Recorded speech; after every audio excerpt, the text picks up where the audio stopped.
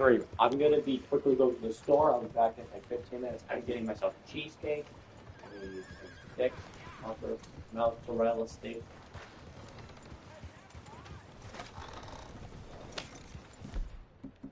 Um,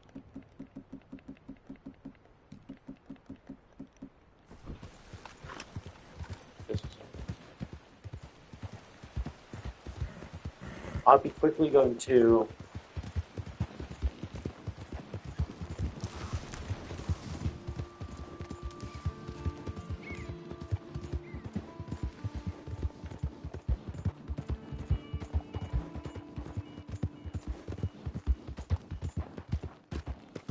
Anyway, somehow my friend found my. I give her my friend my Instagram, right? And then somehow her friend. I think my friend gave my other friend my Instagram. I thought she was just gonna give me my Instagram. But no, I got two friends.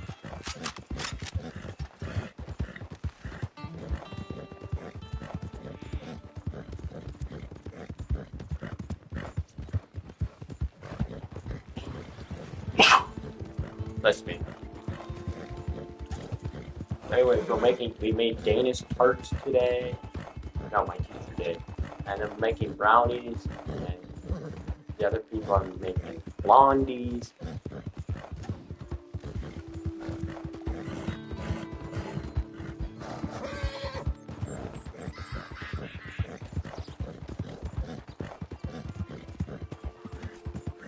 And slow up now.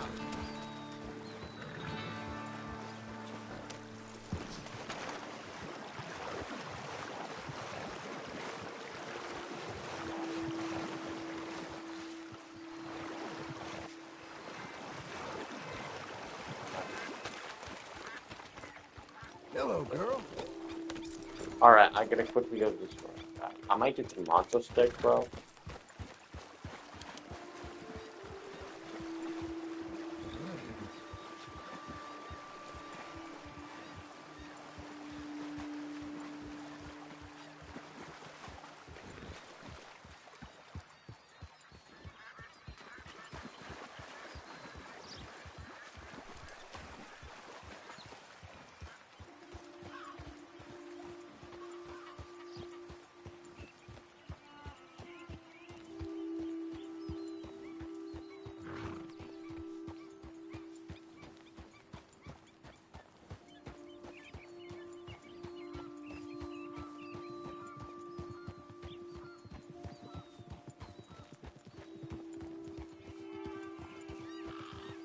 Just fine without your company, and that keep your distance. We'll both be keeping just fine.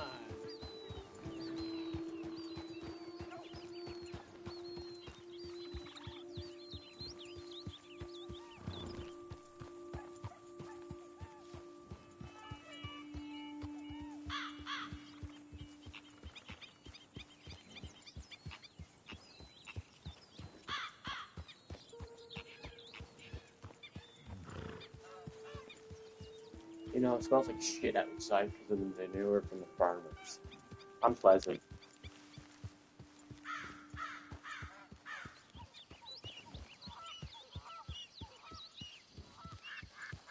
By the way, this stream's gonna be 5 hours, so I'm just gonna go now, so.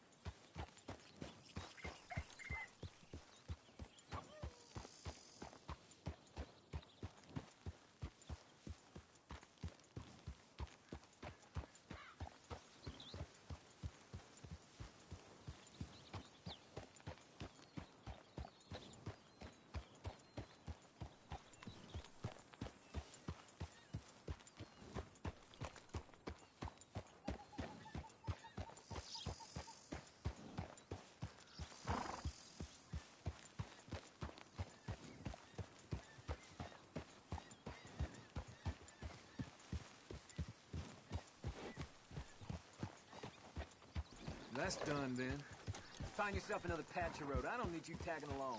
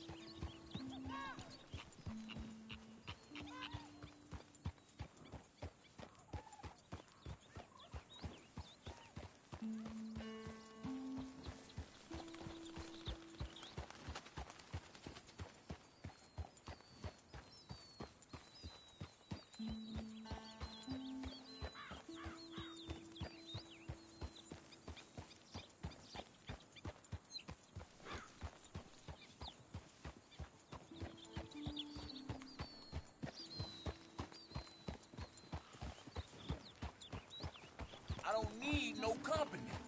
Go your way. I go mine.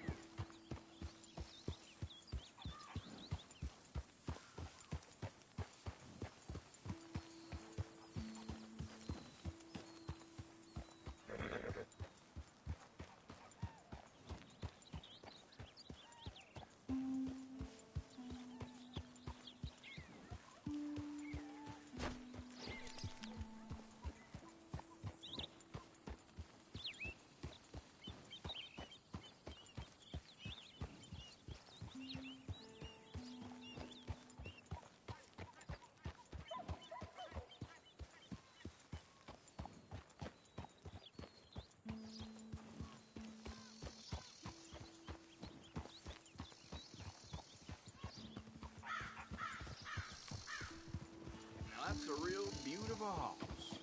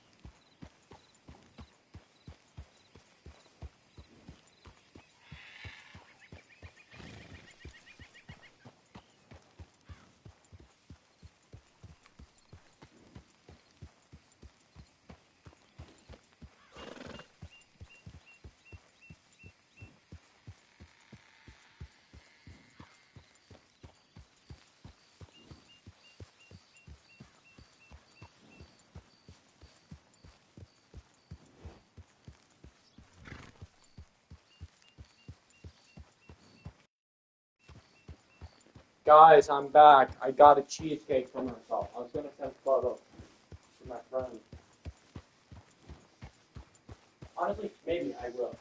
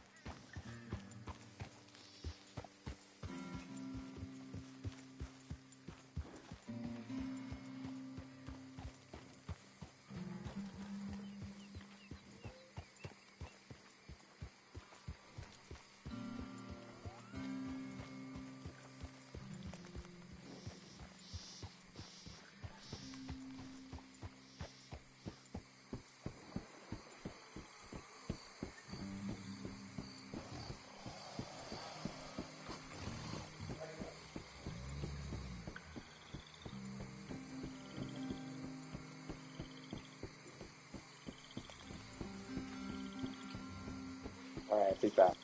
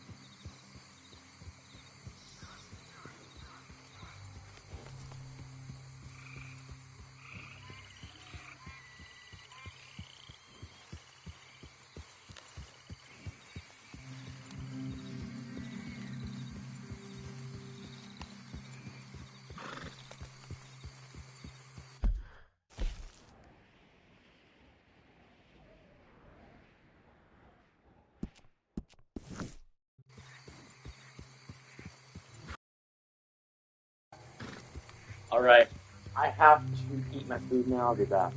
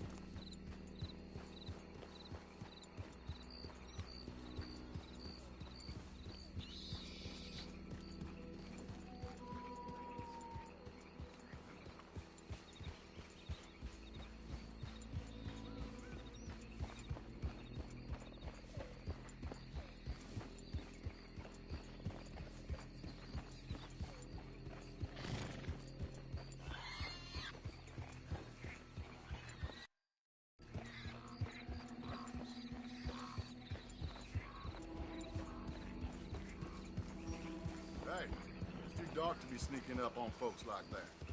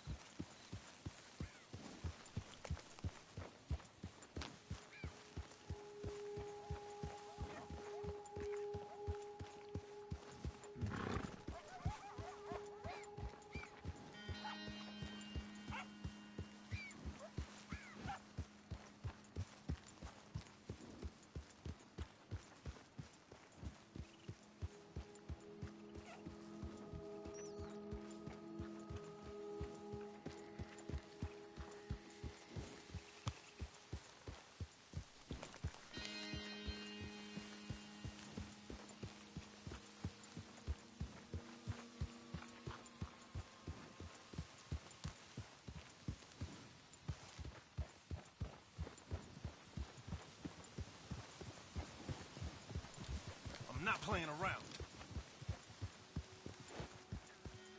Today could have been your last.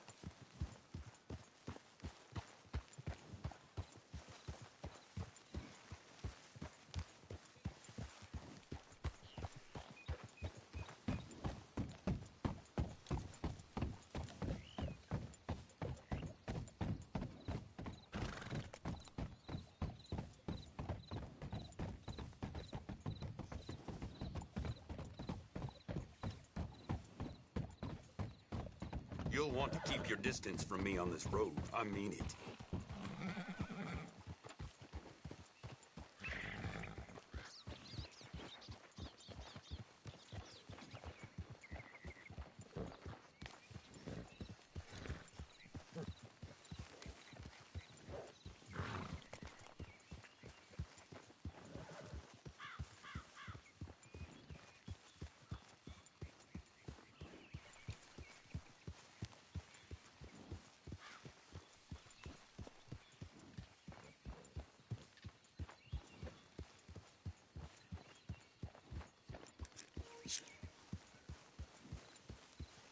Honestly, that mac and cheese slapped. That was really good mac and cheese. It was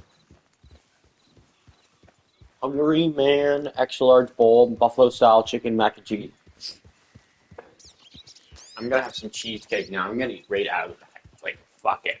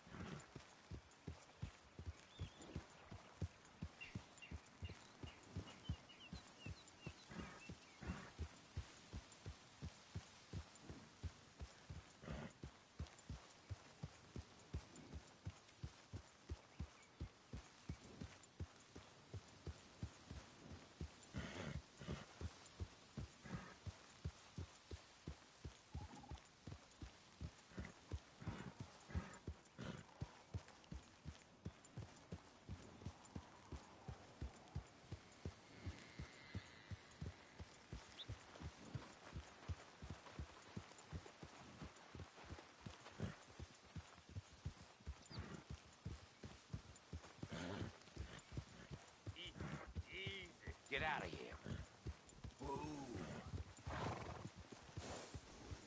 Damn waste of time. What's that about?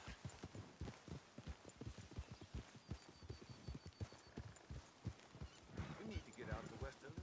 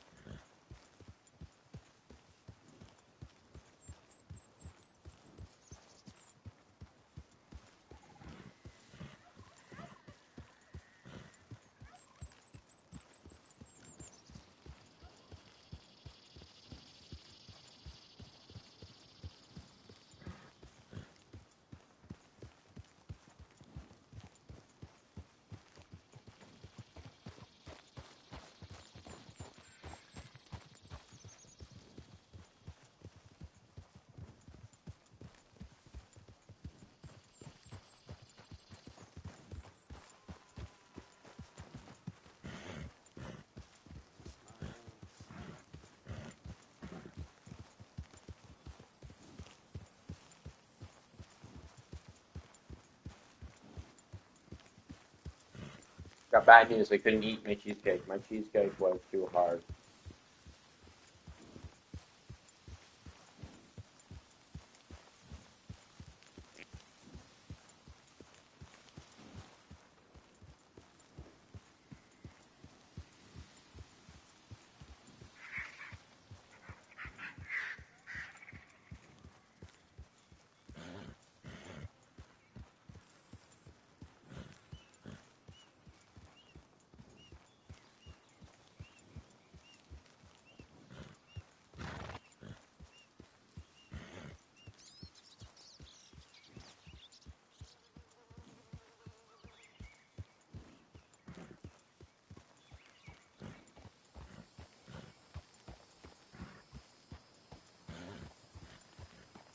And also, I forgot to clean this. I'm eating my chocolate butter thing. No. Good girl. My American buttermilk, no, buttercream icing. That's my lady. To you, miss.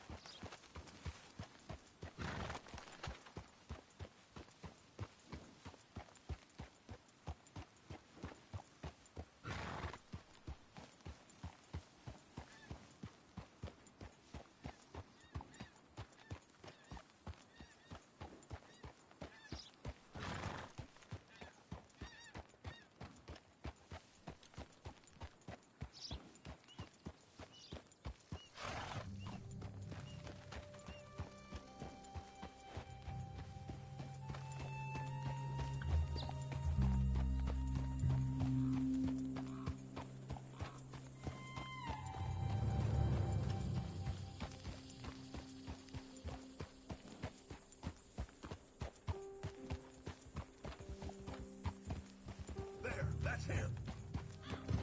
You better stay right there. Keep moving, and I'll make sure you don't move again.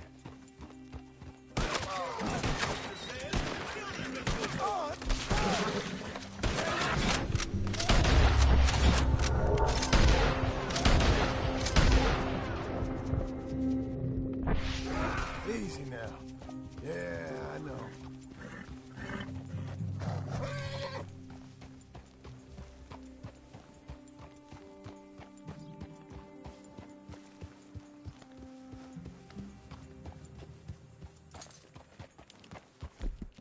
Well done.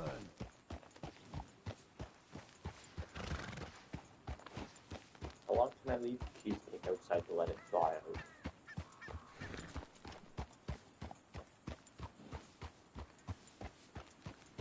How long do I leave it out, the cheesecake, to thaw out for a little bit, like till like it's softened?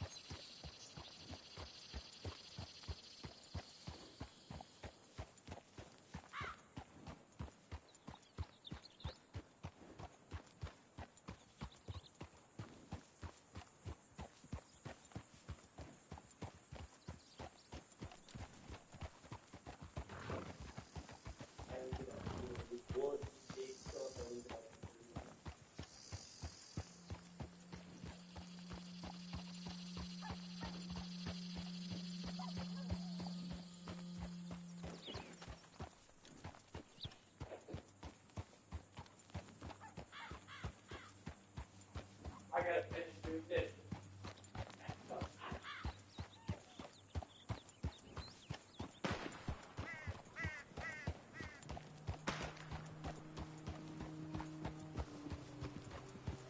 I gotta melt a cheesecake for myself.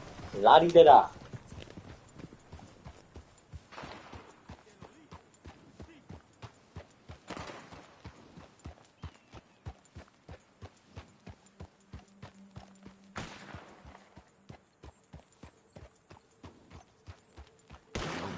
Tiro.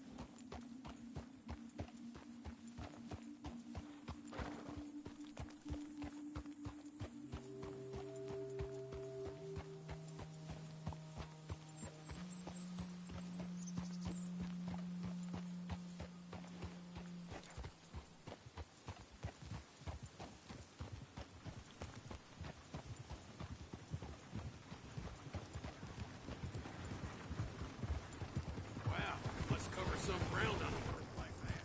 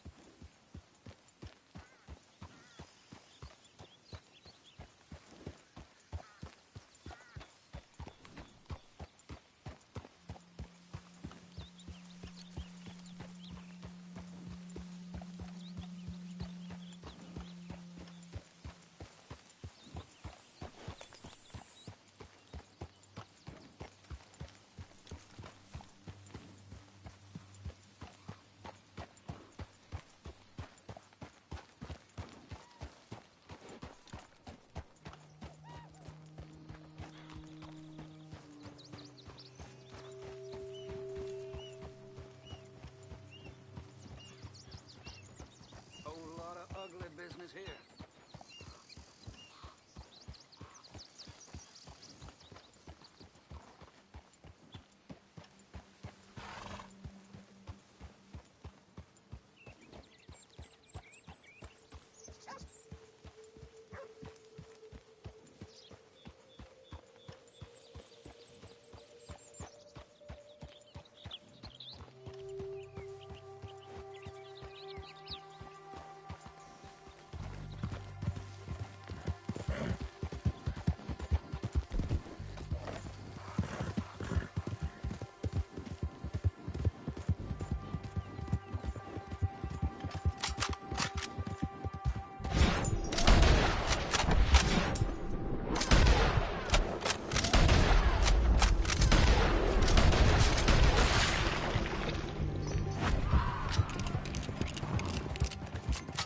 Head up.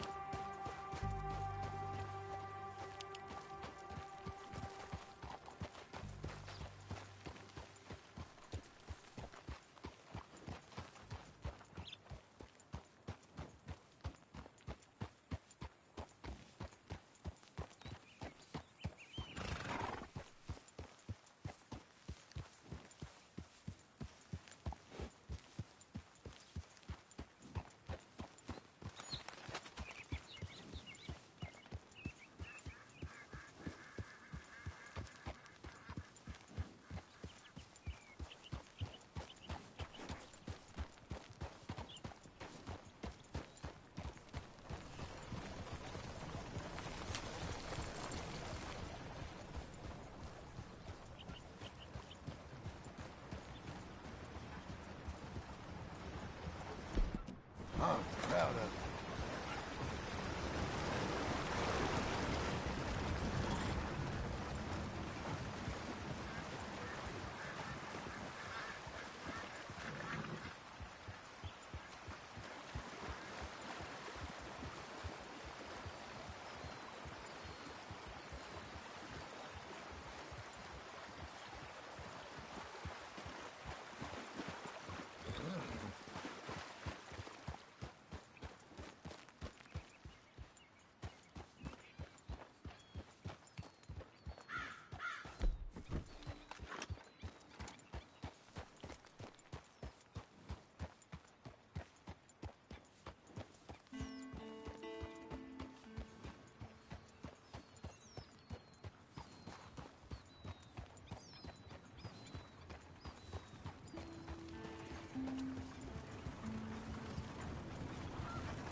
I'm doing just fine out here. How about you?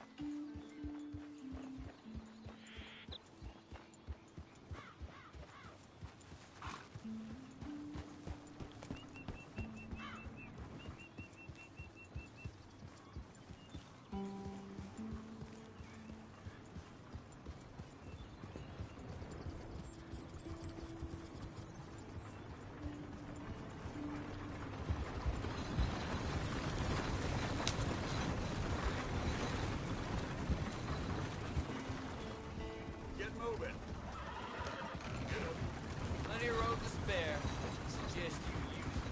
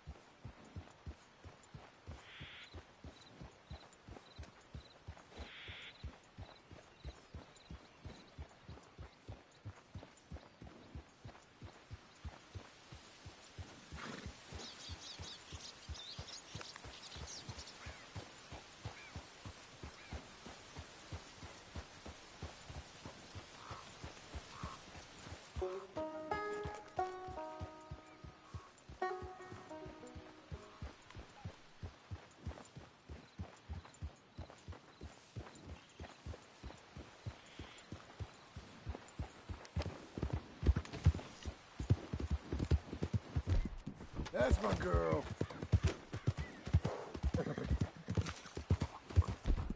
Couldn't do it without you, girl. Fill your belly.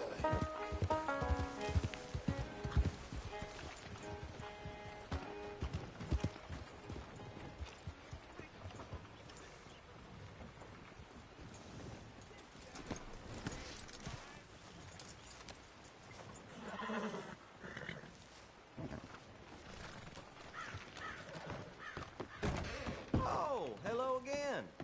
Bad news, I'm afraid. I'm out of the information business. All right, let's get those sins washed away. The law's just... Thanks, mister. There.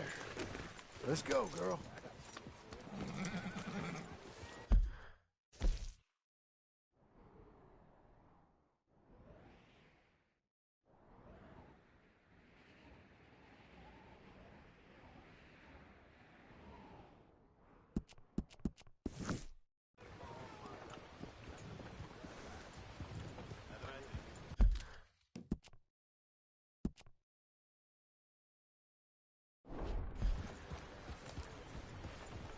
Hey, I gotta be somewhere.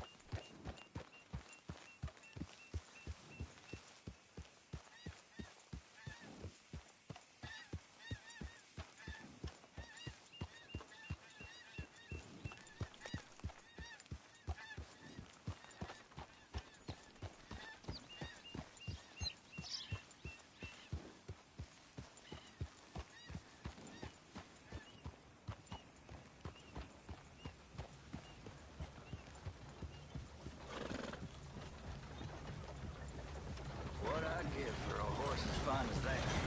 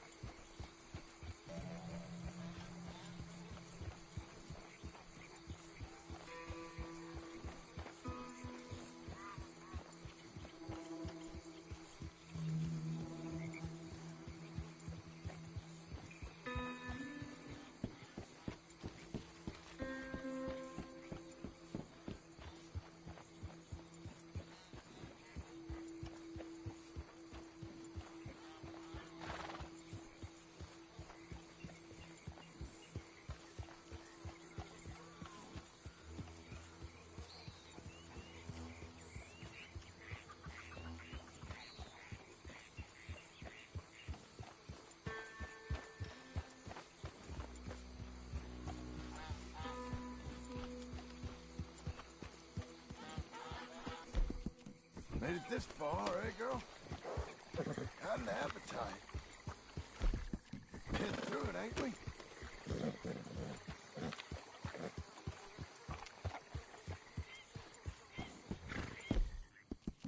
You're quite a horse.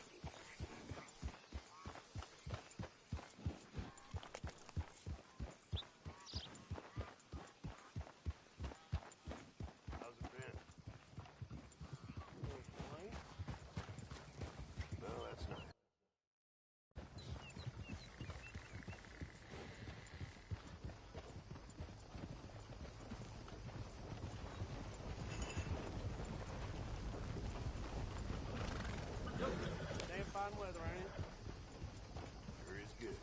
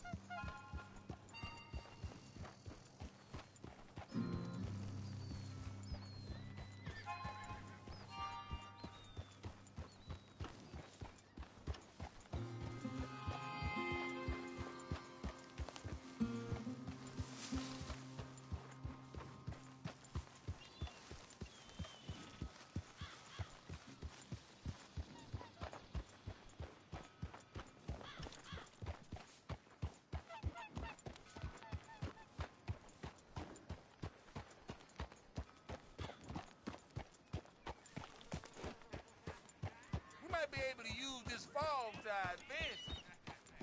Menfin? Well, I better get going.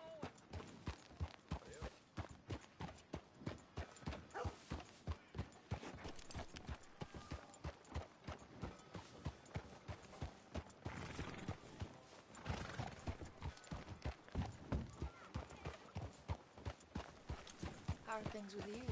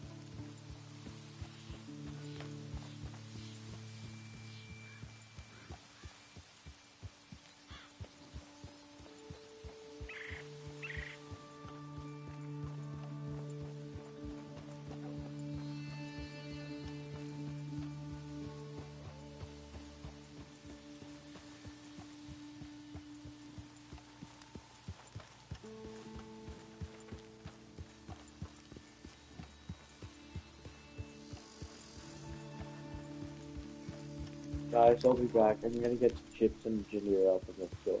Alright? I'm going to bed at 10 tonight. I'm so exhausted. I don't know. Once we hit Asperg, we'll get my lazy ass out.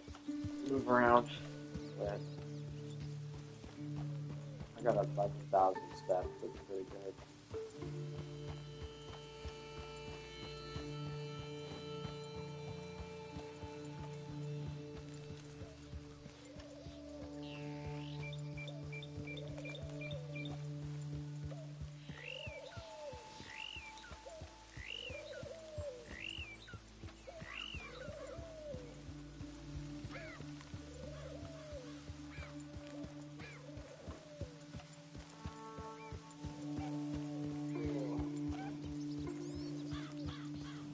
Just been watching TikTok. I kind of do sound exhausted.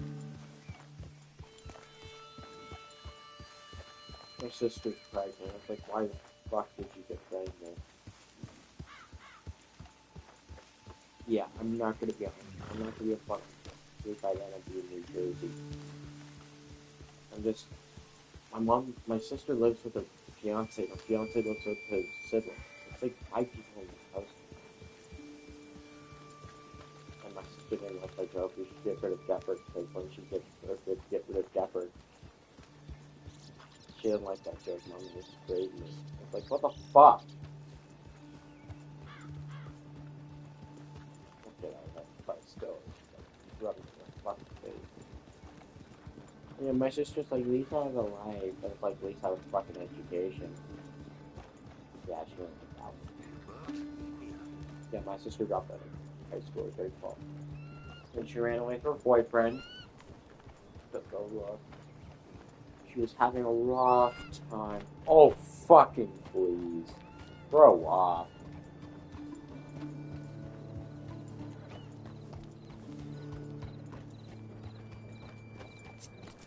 Look.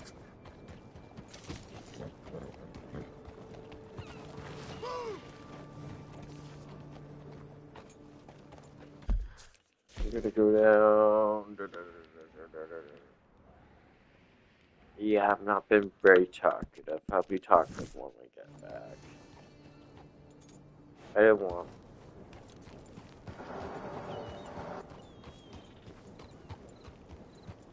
Yeah, I'm gonna tell you more today.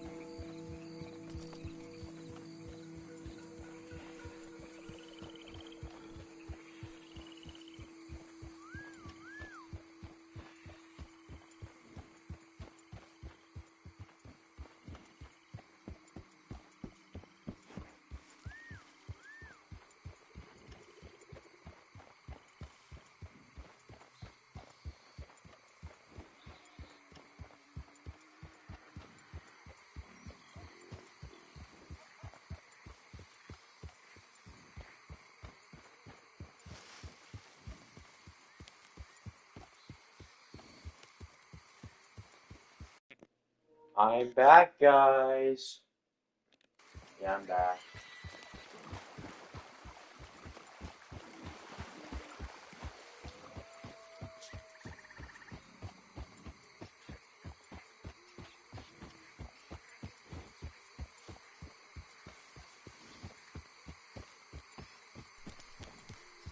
You know, my friend and I have so much in common. Like, me and her, like,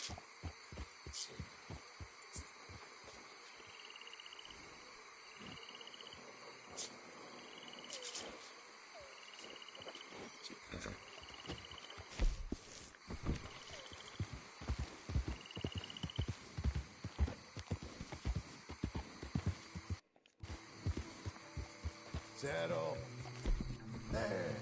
I love you, lady.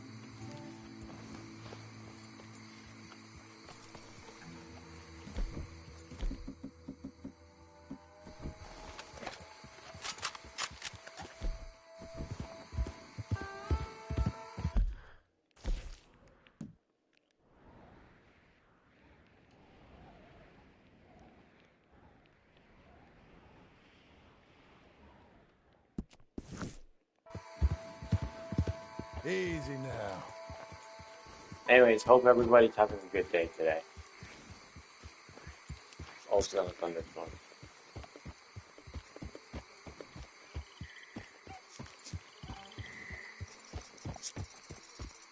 You know, I hit a new low eating cheesecake by myself.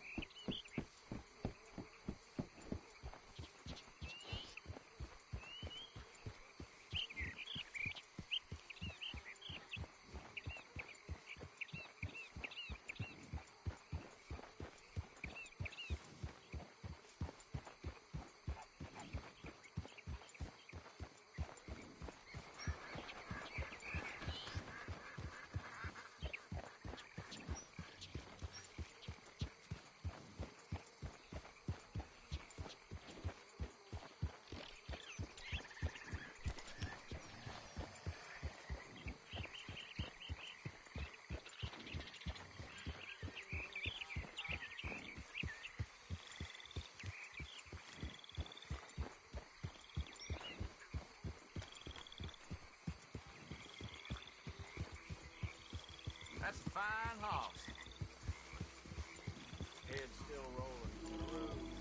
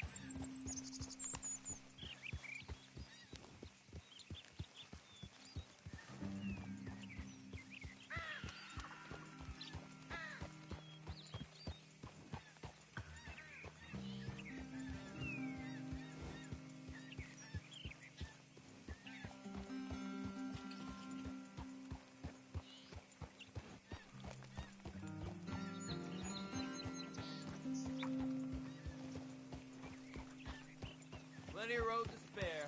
Suggest you use it.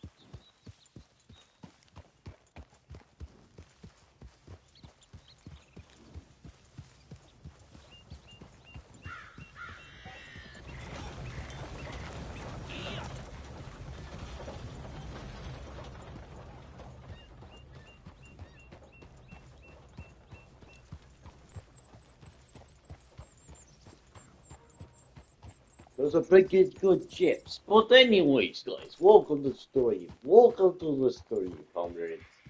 No, I'm just fucking kidding. I can do a Russian accent. I can do a Cajun accent now. Pretty well. Hello there, mister. How you doing, mister? You want some Cajun goldfish?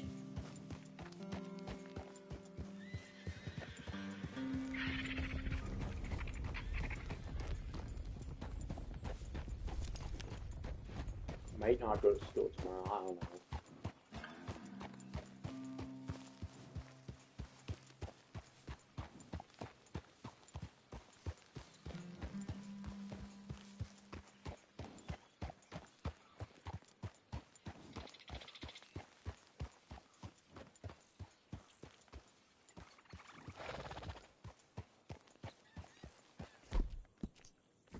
Man, John here is gonna get some Good sleep girl. deprivation.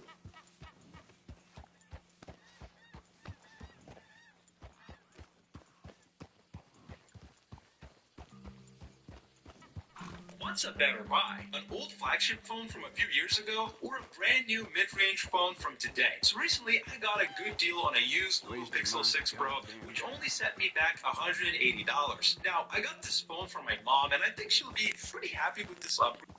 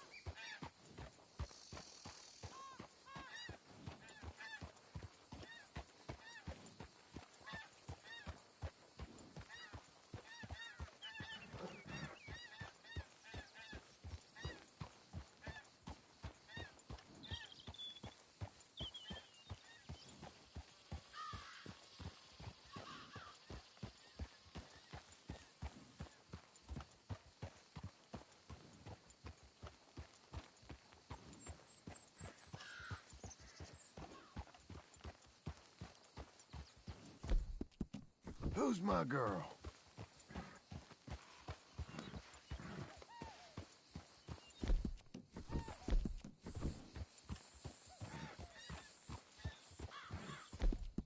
Girl.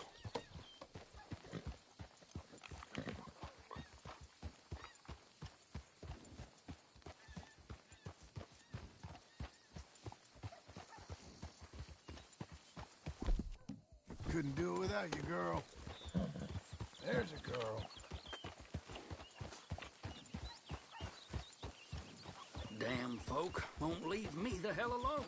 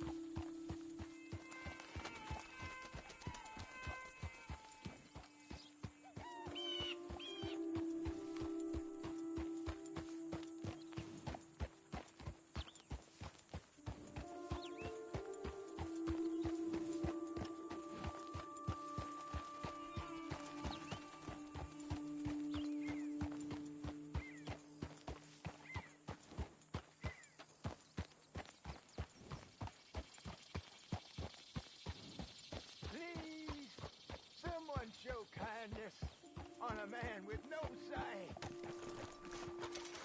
Quick, come on! Help the blind. Earn your fortune. Maybe earn your fortune. Maybe today is the beginning of the end.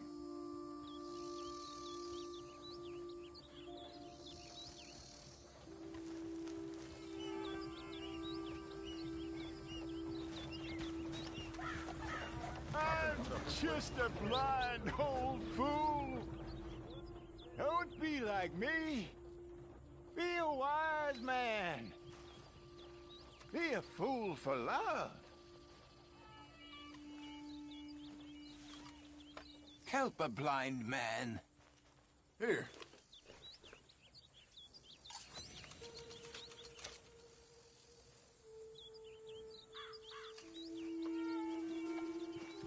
Come on, girl. One more time.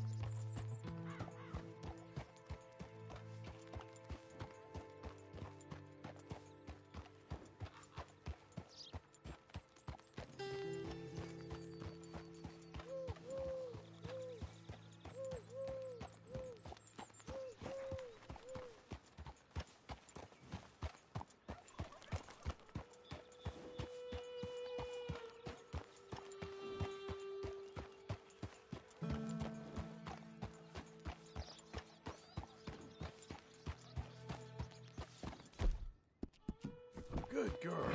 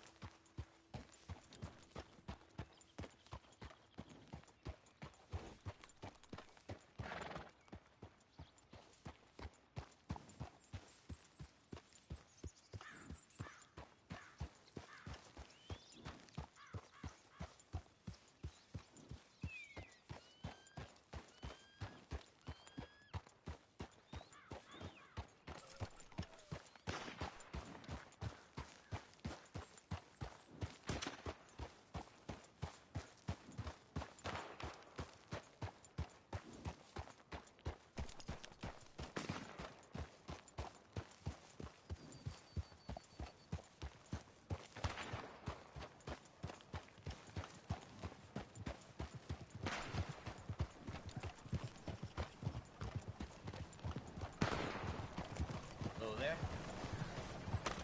Perdiendo la concentración.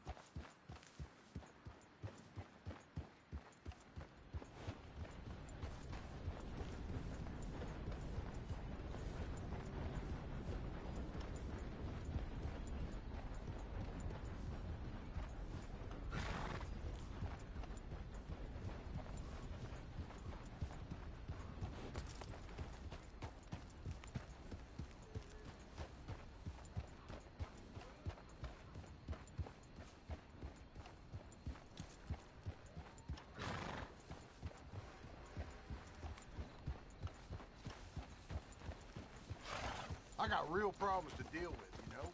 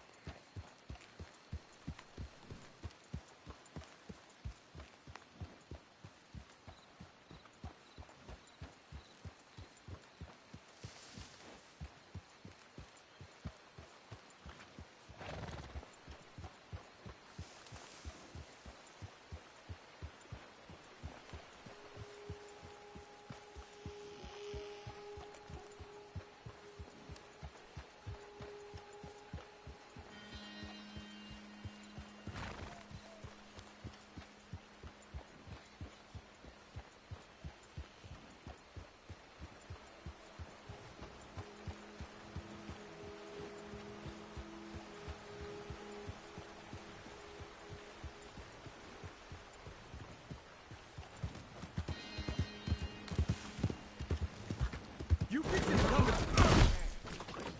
that's it! I'm through with you! I hardly You're touched as you. good as Barry, Okay. cocksucker!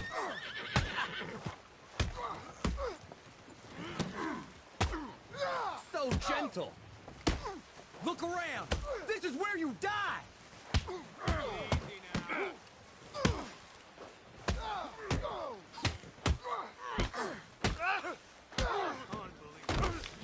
Shouldn't have pushed me.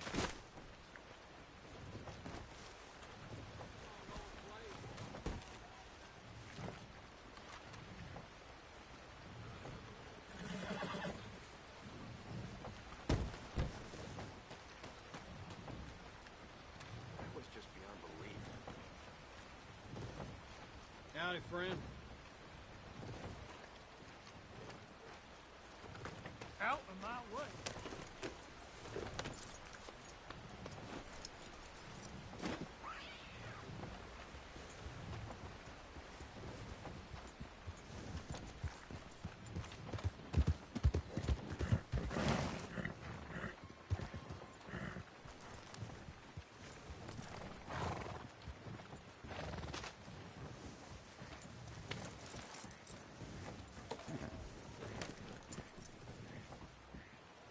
Christ!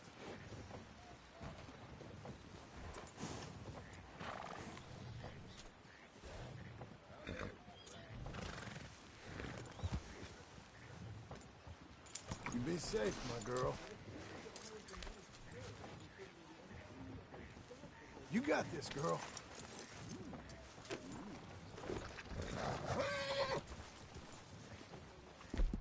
That's my lady.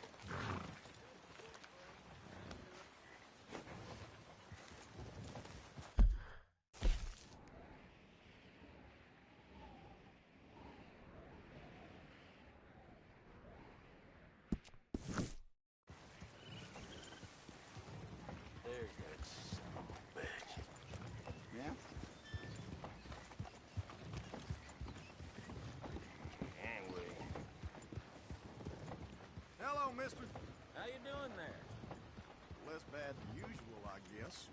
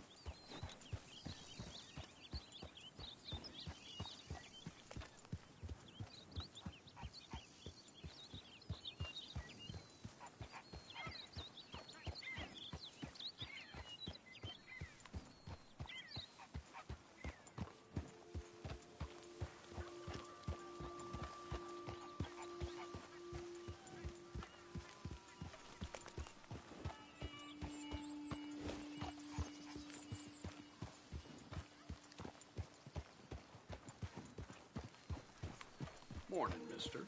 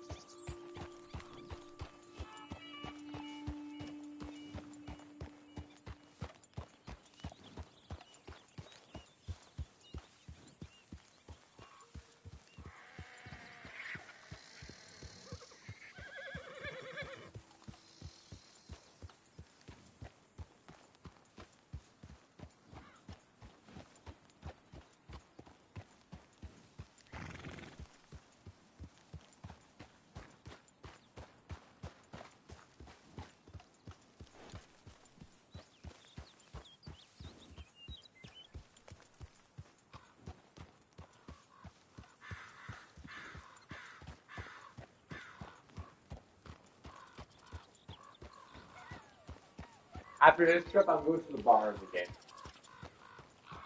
Also, so luckily I'm left-handed. Yes, I am left-handed. Shocker. So, I was driving. I had a cheesecake in my right hand, but luckily I'm left-handed, and I have a Jeep Patriot. Jeep Patriot. Really good, really good car. So I knock off the Blanca, and I turn right. I was like, thank God I'm left-handed.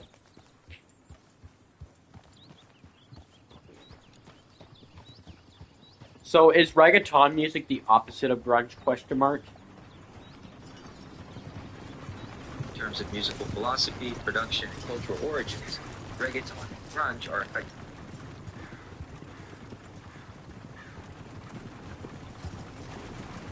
Vibrant urban dance scenes of Puerto Rico and Panama, creating a massive Panama! in every category. In contrast to She's buying, I'm buying. Grunge, reggaeton, foundation, built on distorted electric guitars and organic drums, built on digital beats and dembo rhythm. Vocal style often features raw, strained, or moaned vocals expressing angst. Features rhythmic, melodic rapping or singing, often with auto-tune. Tempo varies from sludgy and slow to frantic and fast. Generally stays in the mid-tempo range for dancing. Production celebrates a low-funk, unpolished, and dirty aesthetic. It typically features high-fidelity, polished, and bass-heavy digital production. Opposite philosophies. The vibe grunge is historically associated with introspection, social alienation, and melancholy. Reggaeton is fundamentally celebratory, rhythmic, and designed for social dancing. Instrumentation. Your demos show the grunge reliance on physical energy and manual noise from a guitar. Reggaeton relies on electronic precision and programmed percussion. Aesthetic. Grunge popularized the slacker look, flannels, ripped jeans, unkempt hair. As a rejection of fashion, reggaeton often embraces vibrant, high fashion, and flashy aesthetics. The repetitive factor. It's interesting you asked about repetition earlier. Both genres actually use it, but for different reasons. In your grunge demos, repetition creates a wall of sound that feels heavy and aggressive. In reggaeton, the repetition of the tempo provides a predictable groove that keeps people moving on the dance floor. Since you mentioned you are in Honduras, you're right. Good job. Part of a world where reggaeton is massive. I'm not from Honduras. I live in Canada, bro.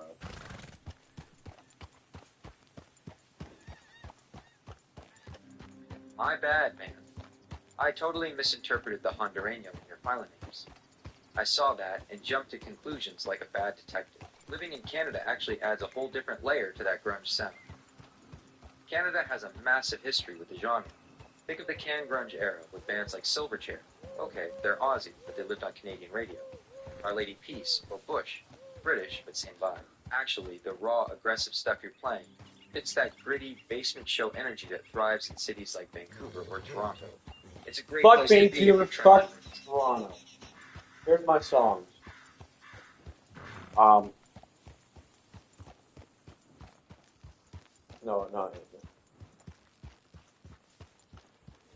Here's my...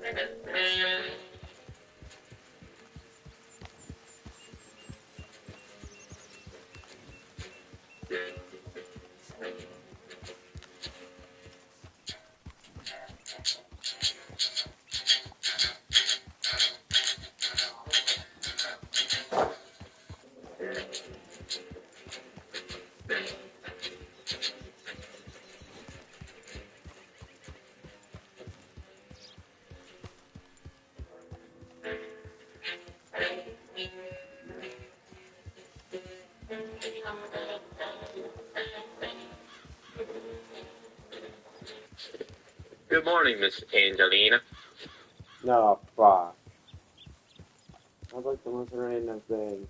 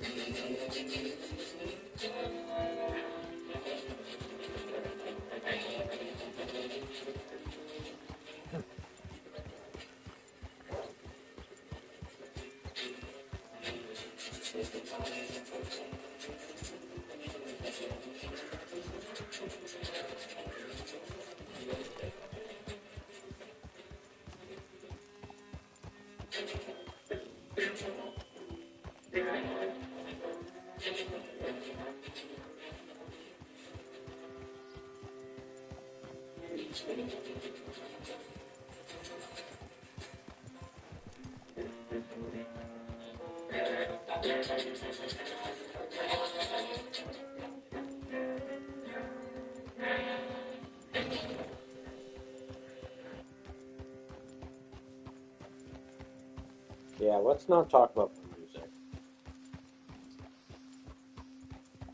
Oh, yeah, Canada's #1 hit.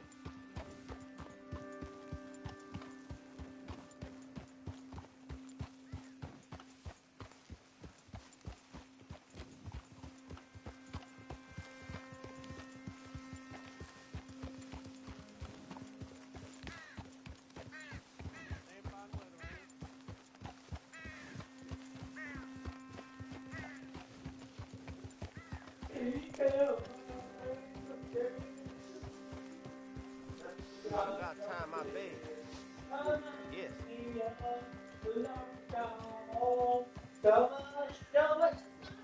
Lady thought it was land. I'm only will pass. I mean it.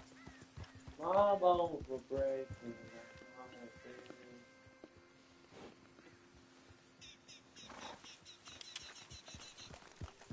My heart's still there.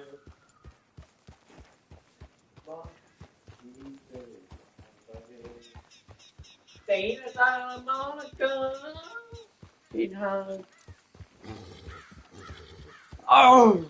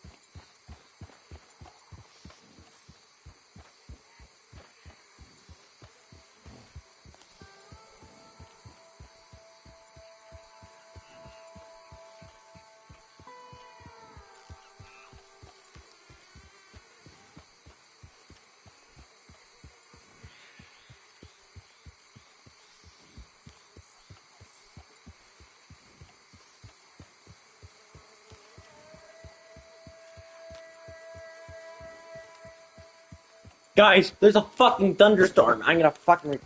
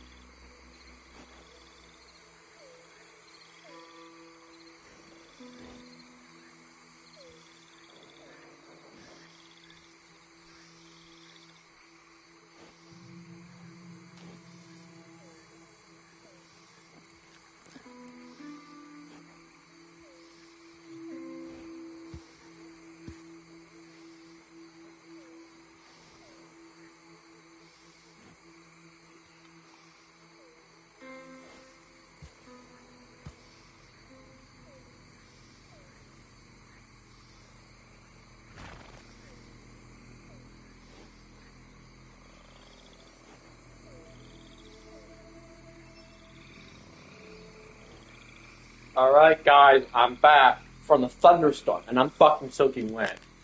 It was hail.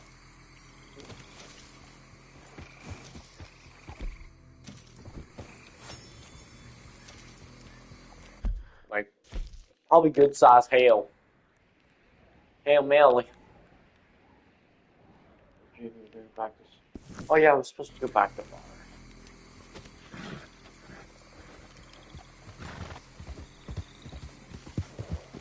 I'm soaking. Easy there. What a lady you are. Oh!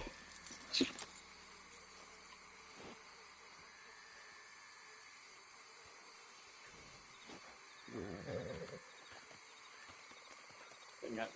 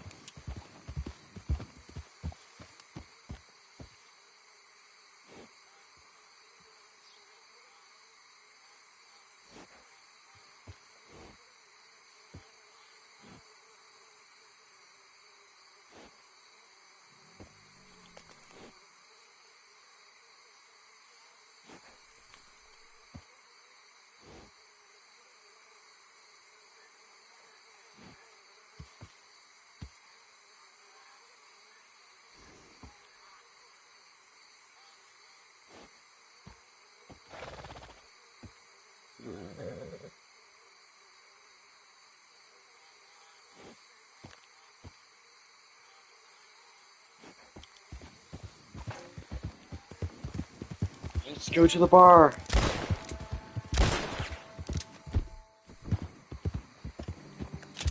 Let's have a drink. Cheers, pal.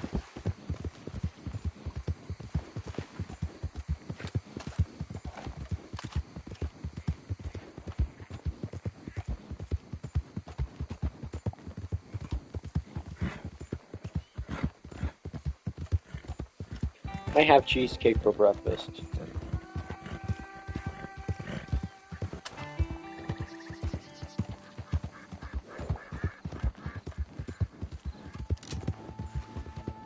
Imagine Red Dead Redemption 2, but John can get sick.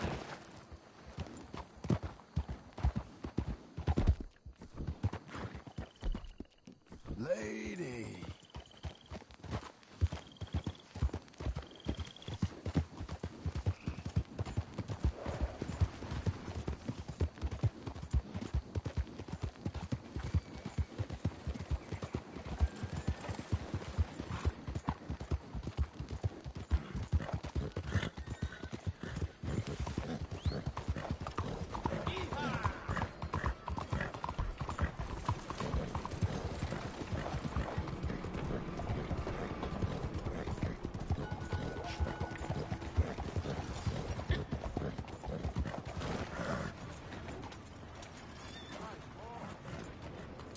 What a horse you are.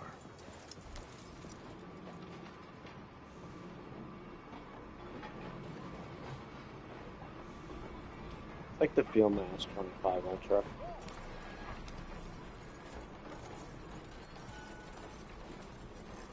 No matter where you are, I've learned to prepare for work. Amen to that.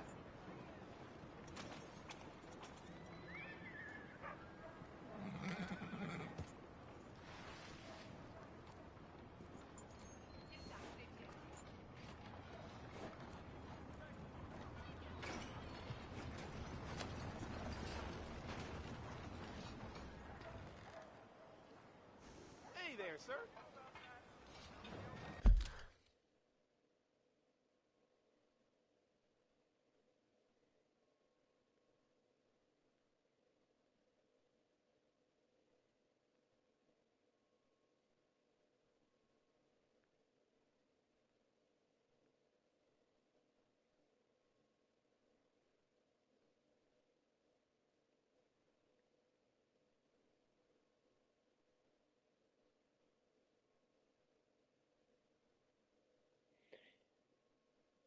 Camden in New Jersey. In a dream, I saw a city invincible. Question mark.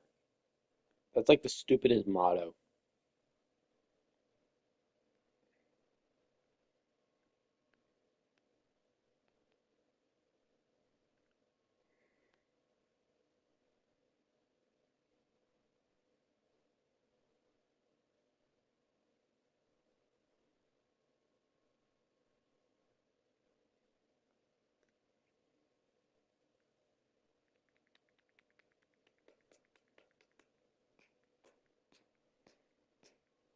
Yeah, I'm kind of displeased right now. Just this girl I've been talking to, supposed to go on a date with, that same one I was been talking on previous stream. She's a fucking child, like mentality of a child.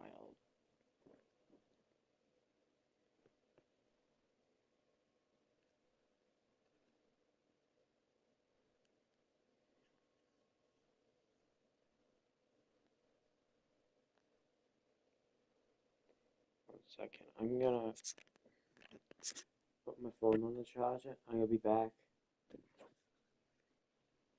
I gotta wait like at least. I gotta put my pajamas on anyway.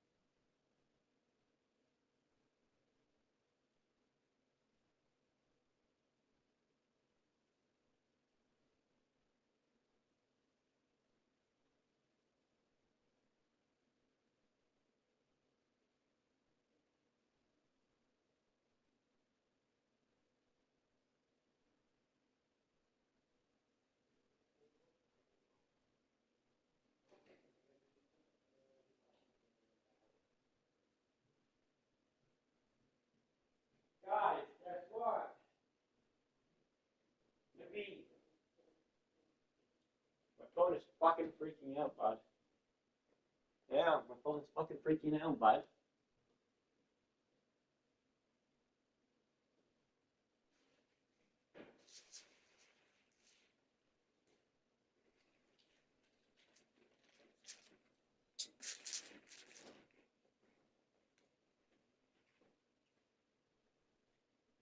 Oh, for fuck's sake.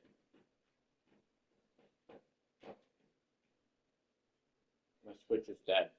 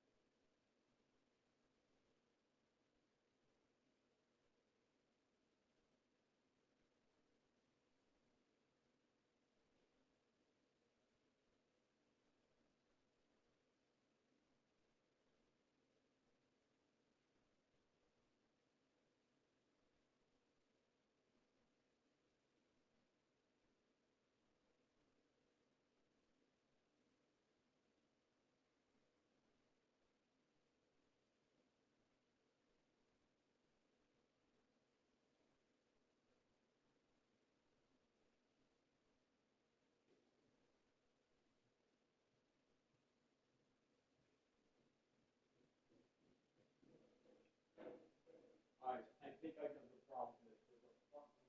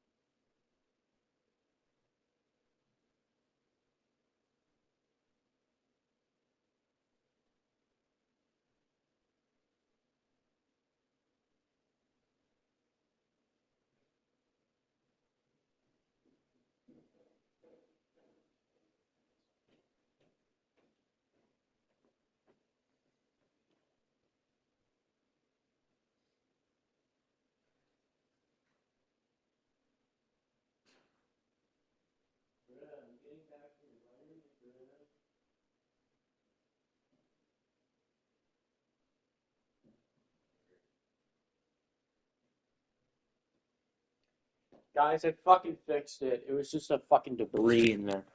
Oh! Yeah. Out of the damn way! Hey there. Having Just some give me a drink. Quick. good strong drinks so a man can get drunk fast and forget himself for a while.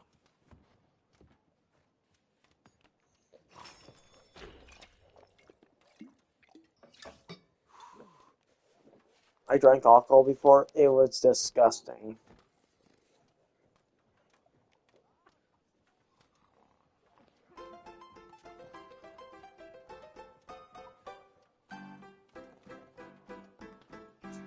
Unchecked signs. Well, itself. Because that's a good idea. Plug it in here, and we're at 98%, so I guess now we just wait. Now, to be clear, this is not a good idea. Because of continuous battery charging, overcharging your phone overnight isn't a real concern, but I still do want to. I want you guys to know, I sat here for like 35 minutes. I have to drain the battery to 99%, which takes longer than you would think. Then I sat here waiting for it to get back to 100, which also takes longer than you would think. Then after all that time, it's 100%. Scam. Well, this is what it's supposed to look like for your satisfaction. TikTok shop, I demand a refund. I tricked YouTubers into promoting a fake product. So I created a VPN called ChadVPN that's clearly fake, as indicated on our website, with your zero testimony. Not a claim for that. And it would take the name sponsor. And so I reached out to a bunch of YouTubers under the alias Trevor Martinite and Son, and faked a creative video, which I lied about claiming. Like this one, whose name is fake, but backwards. And boy, were there a lot of responses. About a dozen showed interest, but thankfully most of them stopped answering as soon as they did a little bit more digging. There were, however, a few YouTubers with pretty sizable followings that ended up taking the deal for a few $100. They sent me their videos where they ended up talking about the non-existent ChadVPN for 60 seconds in their video, and then posted it onto their channel for all other viewers to see. Now, I don't want to show the names or faces of the channels for the people who ended up taking this, because everybody makes mistakes, and honestly, I just made this for fun. But yes, if you're seeing this, this is Sam, the CEO of ChadVPN. GameStop just made an unsolicited 50-cent. Their CEO went on CNBC to defend it this morning, and he just couldn't explain how the math works. And you got some wondering if he's just hoping to ride the good waves of bringing back the GameStop girl, or because the man behind the deal is Ryan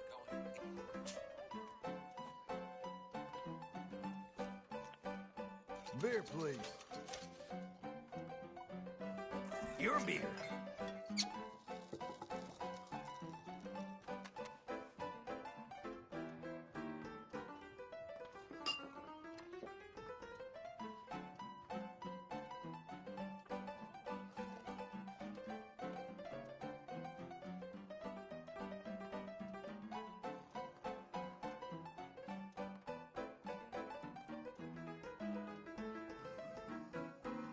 He threw a table at a student and threatened to kill him. We were debriefed by our usual teacher when he came back. It was confirmed, and we were not surprised. We were outright crabheads and did everything we could to test this rumor. Kids are terrible. This video I'm playing is Underspark, so... Receiving karma for being a terrible student. Thought I'd give a quick shout out to all the teachers out there. You guys are epic champions. Give me a beer, They go please. way under. This video I'm playing is Underspark, so... It's 2 hours. It's like what popular rumor in your script turned out to be true. And not just by your students. For all the youngins reading all these comments thinking that hilarious, yeah, sounds about right. What a psycho adult can be brutal, and very few jobs are as challenging as fronting a room full of teenagers that will destroy you given the chance, and being able to not let it get to you. We may have a greater level of responsibility, but we're still Give me something to drink. It was a clear rumor, more in secret. Some tough One of our times history out there, teachers lots watched going us a on. documentary about the Oh, early feels days like of nothing changes in here. mainly the civil rights movement. And sure enough, in the film, you can see our English teacher standing, holding a rifle without even a mask on. At that point, it really wasn't a secret anymore. IRA membership was supposed to be secret, but if you were in it, everyone knew about it. The fact is, membership was confirmed. Give me anything you like. Get it? Was not expecting this. Last fella I gave this to woke up in the swamp a day later. This happened over 20 years ago. The school is in the north of Ireland, in a Republican area. A lot of people, myself included, would have had relatives involved with the IRA and or the INLA. For example, the father of one of the boys in my year at school was a genuine local legend because of what he had done during the 70s when he was on the run. Other people would have been very close in relations to the few of the hunger strikers who died in 1981. Everyone, and I mean everyone, would personally know a member of those organizations, even if they weren't related to one. What I'm saying here is, the IRA were an entirely normal part of our society. The vast majority of people would have seen them as legitimate, and no different to how other normal societies would view their police and armed forces. So whenever we see our teacher in the video, no one was shocked, or anything like that. Everyone already had an idea that he'd been a member. We just thought it was funny that he wasn't wearing a mask. Story 3. There was a rumor going around in my high school that an English teacher and a biology teacher were sleeping with each other. I thought it didn't make any sense at all. Other than being strict teachers who graded harshly, it's not like they had anything in common. I'd never even seen them talking to each other or interact in any way. They were both married, and besides, she was youngish and attractive, and he was, not. I'd always figured that someone who managed to flunk both classes at the same time just decided to start over. My brother is 6 years younger than me, and during his time at the school, they both were fired suddenly in the middle of that school year. Turns out, it was true all over. They had been caught together doing some stuff on school grounds. I was pretty surprised. With all the weird rumors that go around at a typical school, that was the one that had to be true. Story 5. We had 3 at my high school, in no particular order. The drama theater teacher worked at a strip club at night. She did what is a waitress. Coming, Mr. The 2 particular kids would often bang in the orchestra and the auditorium. In the sophomore year, the 2 kids were caught banging in there and subsequently expelled. That specific history teacher was a Vietnam vet and had severe PTSD just waiting to be set off. One day we watched the D-Day scene, Beaches of Normandy, from Saving Private Ryan while studying. There was walking to the market when some street rats trying to bushwhack me. I draw on them like lightning. They were gone. This place goes from bad All his other classes for the rest of the day were canceled, and he took some vacation time for a month or so after that. Edit. Additional info and comments for those who have asked. The school is in Portland, Oregon. Boy, I've heard that. He read the paper that got the outlaws brought up north. Blew a bridge with the train still on it. Shot all the fancy bombs on board while they fought in war. District. I attended there from 1998 to 2001. The drama teacher actually was a waitress and not a stripper or exotic dancer. The history teacher had shown the movie multiple times previously and not had an issue. PTSD is a mistress like that. Expelling a couple of underage kids for effing in a public school building during school hours in an area they weren't supposed to be in, while 2,000 other kids were also in the building, was a perfectly reasonable response from the administration, considering the fact that they could have. Just give me a drink. Charges as well, and chose not to. Story 6.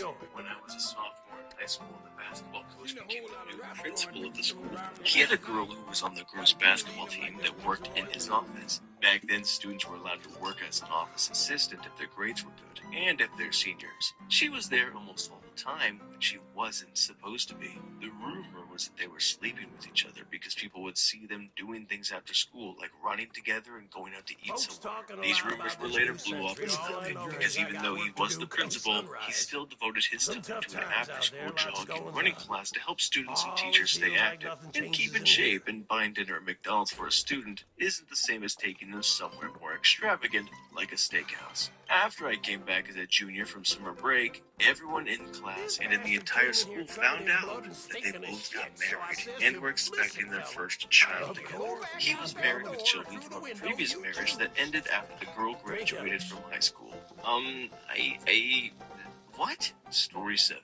These took place in the late 1970s and early 1980s. A girl in my high school got into a very bad car accident and was in the hospital in a full body cast for a very long time. During that time, her boyfriend somehow managed to get her pregnant, and she later had an abortion. Years after high school, I became friends with someone who was her best friend in high school. She told me that it wasn't the first time this boyfriend had gotten her pregnant, or that she had had an abortion. Also, there was some controversy over whether the hospital relations were consensual or not. Also, her parents had to pay a lot of money for her to get therapy. Also, in high school, there was this kid I viewed as an arrogant punk. He always had a ton of money and was into photography. Apparently, his father was a professional photographer. The rumor was that he was paying a lot of money to the hottest girls in our school to pose nude for him, penthouse style. At the time, I had seen Playboys, but no penthouses. I didn't realize that the poses in Penthouse were a little more explicit. I ran into him a couple of decades later, and we went to a nearby bar to have some drinks. He seemed very humble at this point, as if life had and grinded him down.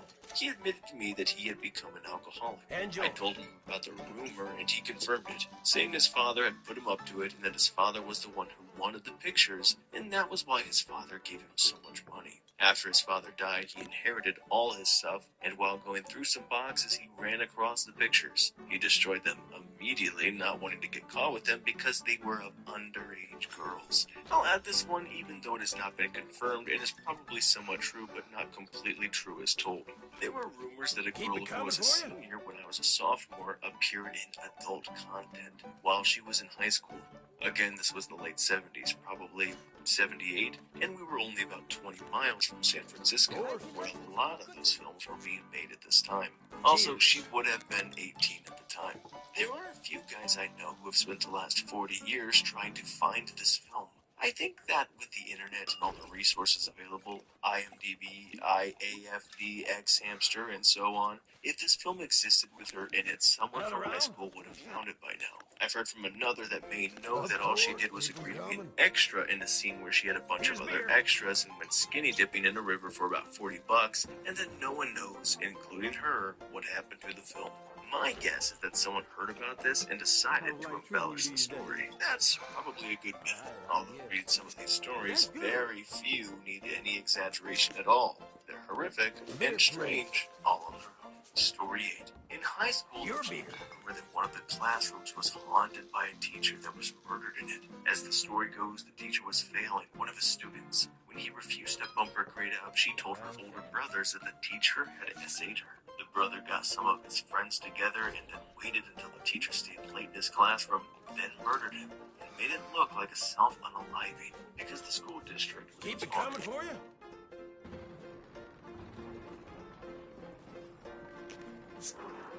Hello again. I have a question for you. Block with one tree. Chest, a water, cobblestone generator. This was the quagmire I found myself in a few weeks ago. You see, last video, I've been having a wonderful time with my friends. Where if any of us died, we deleted the world and reset. After 30 resets, we reached the end where I was knocked into the end and killed by a dragon. Except I wasn't. A portal opened up beneath me and sent me here. To get back, all I have to do is beat Skyblock with one tree. And, like before, if I die, the world resets. So, I'll take a beer. First things first, Drink tree time. Now, you might be wondering how I go about beating the game with this. Well, that's a great question. Technically, all we need are Enderons, and we can find the portal, open it, and kill the dragon. Enderons are easy enough to obtain. Blaze powder is fun. We need blaze rods, which are blazes, which only one of us. We need to make a portal, which needs lava, so we need to make a lava farm, and then these waters, we need to... Here's beer! Basically, it's a very long process, and it all begins with wood. Which is wood, we need to build this, and then we need to wait for the sun to do this, and now I just need to kill a few skeletons.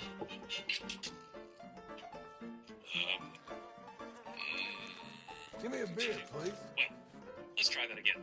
Cut that tree, get it, you make a stick fool that of out, just wait a few minutes, Maybe cut take that it easy tree, with this. let's get the wood, and, I think I'm forgetting something. Oh, yes, that's right. Maybe that lab wasn't a good idea.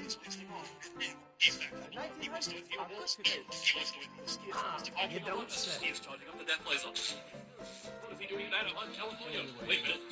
Is he? The children.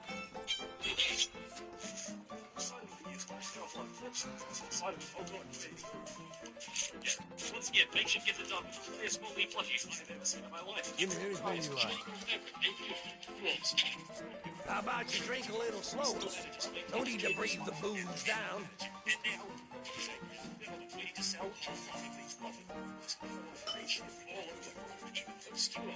Places like Michigan. This braggart was running his big mouth the other day about how much money he had on him. Like as not 5 minutes go by and the poor bastard was skinned from head to toe. Can't say I felt very sorry for him. I'll take a beer. Cheers. Anyway, we're back. Killing them myself was rather stupid. This time I make good use of my friend, Mr. Sun. Some pinker-looking fellas was in here the other day, says grass. they was here looking for a new gang in town. Wait. Give me something to drink. Good strong drinks so a man can get drunk fast and forget himself for a while. Progress. So, to continue expanding our wonderful island, I went back to the plantation and cut down more trees.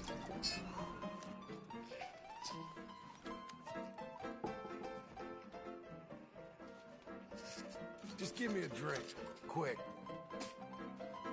Drink up.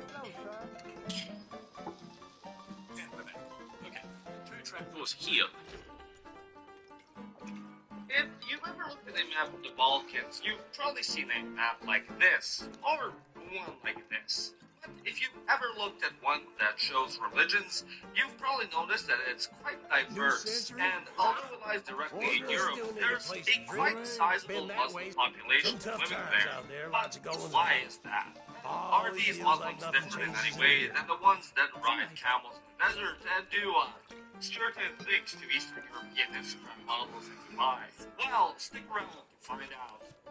Although technically Muslim minorities have been present in the peninsula since the Turkomans came to the Balkans to escape the Mongol invasions, with the Muslim nomadic horsemen such as Visiv, founding villages here and there. The story of Islam in the Balkans begins in the mid-14th century with the Ottoman conquest of Adrianople. The city's fall to the Ottoman Turks signified a new era in the region's history and allowed for Islam to take its first step into the Balkans by gaining its first major foothold in God's cursed neighborhood. Over the next centuries, the Ottoman state would expand continuously, increasingly conquering more and more states until it practically unified the Balkans. As it did so, Islam would be spread in three main ways. The first one being the classic taken out from any would-be imperialistic textbook: colonization. As the Ottomans took over new estates and lands, they needed someone to govern them. And considering they obtained those lands by essentially murdering the local nobles' army, family, and a loving pet, they probably wouldn't make the best of loyal subjects. So, instead, the Sultan would bring in Mehmet and his peasant subjects from both Anatolia and give them some land, tell him to go wild and have fun. Thus, an upper Muslim ruling class was established in the Balkans from the get-go, alongside pockets of Turkish peasantry. The second way of expansion was through the Sneako method, aka local consensual conversion. Although technically the Ottoman Empire was more tolerant for the time compared to its other neighboring kingdoms and empires that spurred over someone daring to translate the Bible into their colloquial language, still, to move up anywhere in the social hierarchy, you had to be Muslim. As such, with the establishment of the Muslim ruling class, the Balkan medieval class divide was put into overdrive, as now you could divide society into the haves, the Muslims, and have-nots, the Christians. So, much like how Andrew Tate and sheiks of Dubai flex their Bugattis and Rolexes to the impressionable sneakos of the world in an effort to convert them, the Ottomans were no different, providing monetary incentives like lower taxes and job promotions to their subjects that would convert, whilst also making life more difficult for those that wouldn't. This incentive to abandon their faith was manifested through systematic discrimination. As a non-Muslim, you weren't allowed to ride a horse, wear the color green, nor build churches above a certain height. Alongside this, when it came to official dealings in Ottoman courts, a Christian's word counted for less than that of a Muslim's, whilst at the same time, they also had to pay heavier taxes. As such, thousands of Coptinist Balkaners converted to Islam in an effort to secure that bag and stop being treated as second-class citizens. The third method, and arguably the most brutal, was forced conversion. Now, as I've mentioned a billion times by now, in almost every video where I've mentioned the Ottomans and the Balkans in the same sentence, the medieval Turkish state implemented a blood tax known as devshirme upon its Christian subjects. This tax demanded that Christian families every couple of years would hand over their son to the state, who would then be transferred to Istanbul, converted to Islam, and turned into a soldier who then continued conquering new Christian lands and indirectly continued this cycle. Alongside this, there were also classical forced conversions that would usually occur after an uprising, as is the example with the burning of the Serbs' most important saints' remains after the failed uprising. As such, Islamization on a mass scale was present in Thrace, Macedonia, Bosnia, Cyprus, Crete, Albania, and parts of Bulgaria and southern Serbia. And although if we look at a religious map of the Balkans today, we can see remnants of this policy, the map back in the day was actually much greener. But even so, at its peak, it is estimated that only 20% of the peninsula identified itself as Muslim. The reversal of demographic changes occurred yet again in the late 19th and early 20th centuries with the establishment of independent Balkan states, who would go on to kick out and ethnically cleanse large chunks of Muslims from their territories and exchange them with the Turks or their ethnic peoples in Anatolia. Although Islam had made its way to the Balkans and ingrained itself as an unignorable part of Balkan society, it developed vastly differently than in the rest of the Islamic world, which led to it becoming a completely unique phenomenon on its own. Unlike the rest of the Muslim world, which started liking the color green in the early medieval period via the conquest of Muhammad and later his caliphs, Islam entered the Balkan stage relatively late. Before its arrival, various sects of Christianity already had established deep cultural and historic ties with the local inhabitants, and paired with the fact that many of the conversions came about due to material goods and status, this made Islam in the Balkans extremely unique to that of Islam in the Arabian Peninsula.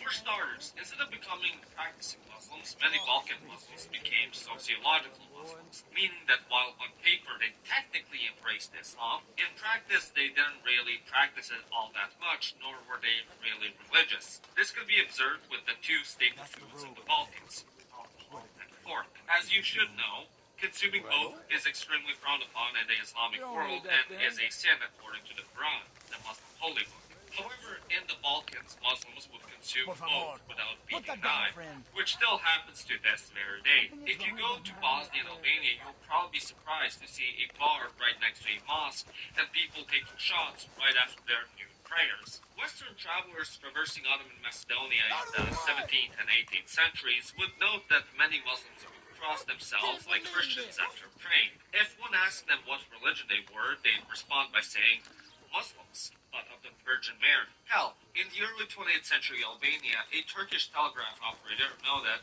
that the Mohammedans here are not real Mohammedans, and the Christians are not real Christians. People who live among Christians and Muslims are not versed in controversy, declare themselves absolutely incapable of judging which is the better religion, but to be certain of not rejecting the truth, with very great prudence they observe both and go to mosque on Friday and church on Sunday. Although many had converted, they still kept the traditions from their ancestors, which they had been practicing for centuries before their conversion. At that time, many could even note exactly who in their family embraced the faith, and from what point on they were Muslims and no longer Christians. For this mixing of religions was propagated by the demographics of the Balkans. As I've stated before, at the peak of Balkan Islamization, the Muslim population at most was 20%, while the Christians made up around 80%. As such, Christian culture was still significant enough that it could influence Muslims into continuing and embracing their cultural practices. The so-called Westernization of Islam was also perpetuated due to mixed marriages. Many Christian women were taken as wives by the Muslim upper class, most notable of which was Serbian despot Rdr2, who married off his daughter, Mara, to Sultan Murad II. As such, a lot of Muslim children grew up in families where they were taught Muslim cultural practices by their father and Christian ones by their mother. These marriages weren't one-sided at all when it came to religion. On the contrary, a notable example of this was Ali Pasha of Janina, who married a Greek Christian for whom he went on to build a chapel in her honor, which, although is not the typical example of what the regular Ahmed would do for his Christian wife, but still relevant enough to paint the historical sentiment present at the time. As such, the strict fundamentalist interpretations of Islam were severely bastardized in the Balkans and transformed into a much lighter and arguably more secular form compared to the Islam in the Arab and Iranian world, where heretical beliefs weren't only tolerated but even embraced. This could be observed amongst Muslim Turkish sailors in Greece. Before embarking onto their voyage across the Aegean, the Turks would have the local Orthodox priests bless the ship and the waters as a good luck omen, which again was not observable anywhere else in the Islamic world but in the Balkans. Although for a large chunk of the Balkans' history, the peninsula was dominated by Muslims, by the end of the 19th century the tables started to turn. As nationalism reached the Balkans, the previously conquered and oppressed Christians started to rise up and create nations of their own by carving out previously held Ottoman territory for themselves. In a matter of decades, Balkan Muslims suddenly found themselves living in new states as minorities. After the Turks were kicked out and the occasional conqueror here and there, the Muslims living in these new states were sort of left to their own devices. Unlike the Christians who categorize themselves based on ethnicity now instead of religion, Muslims, regardless of their ethnicity or language they spoke, were categorized as simply Muslim, which allowed them to garner larger numbers than if they categorize themselves based on ethnicity, which also allowed them to have greater influence in local policies and decision-making. As such, they were allowed by these new states to organize themselves around madrasas, blocks, and Sharia courts, because of which the new Christian kingdoms garnered relative loyalty from their Muslim subjects. This autonomy and policy of self-determination was later reversed after World War II, when socialist autocracies claimed power. Under them, many madrasas and Sharia courts were closed down, while blocks were nationalized. Albania, which was the only Muslim country in the region at the time, took it even a step further by completely banning religion in 1977. Prior to this, religion overall in the Balkans was seen as generally a private matter. However, with these new militant secular policies, Islam was subdued even further, completely changing the understanding of how religion was viewed in practice. Already in the Balkans, the number of Muslim women who wear a hijab was low, and the amount of people who did drink alcohol was even lower. But with the implementation of these strict secular policies, that number only further decreased, effectively marking the majority of Muslims in the Balkans as sociological Muslims. Islam only started to become relevant again in the region with the collapse of the communist dictatorships and the eruption of the shit show that was the breakup of Yugoslavia. During this time, Muslims in the region tried to organize politically to sort of revive Islamic values and fight for their interests. But as secularization was so effective, they saw little success. The only of which had any sort of triumph were the Bosnian Muslims, who were able to organize. But to be fair, they kind of had no other option, considering they were being severely screwed over by the Serbs and Croats. And even so, their political organization, too, ended up transforming into more of an ethnic-based organization, with Islam yet again taking the back seat. By the beginning of the 21st century, the vast majority of Balkan Muslims found themselves in new states yet again. At this time, Muslim majority was including most recently were some of them living in such a state. In the case of Albania and Kosovo, there was an initial movement for Islamic revival in 1600s. A change happening on a state level that religious symbols are being used. Politically, both stayed extremely secular, with Islam not playing a larger role in the way that governments function, or that how Christianity plays a role in Germany or Sweden.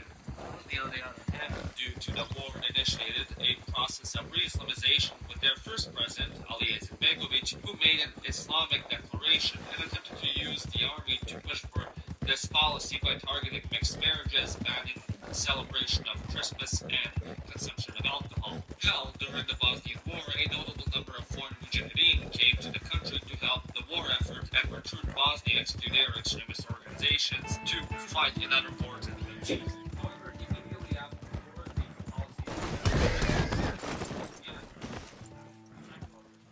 recent times, Islamic institutions in Balkan countries have seen a slow revival as more and more mosques, madrasas, Islamic literature, and other types of Islamic institutions have started to pop up. However, a lot of this is due to organic development, but thanks to foreign influence, mainly from Saudi Arabia and Turkey. With the fall of communism, the newly born Muslim countries in the Balkans became open to the rest of the Islamic world. As such, many Muslim scholars, preachers, and NGOs have found their way to the Balkans and have been relatively successful in spreading new Salafism amongst the youth of these countries, because of which some claim that the younger generations within Bosnia, Albania, and Kosovo have adopted more fundamental views when it comes to Islam, coining it as the Wahhabization of the Balkans. However, others argue that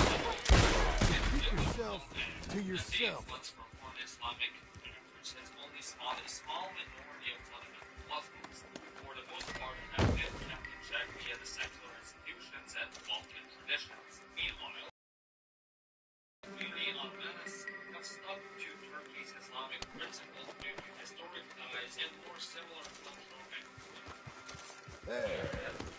Let's go, girl. Nevertheless, the development of that new Islamic thought is definitely something to keep an eye out for. All in all, Islam in the Balkans has developed a unique way of living. Being quite different from the Islam practiced in the rest of the Islamic world. And trying to implement policies for Balkan countries in the integration of youth, subjects, release, and although this part of the controversies and conflicts with other religious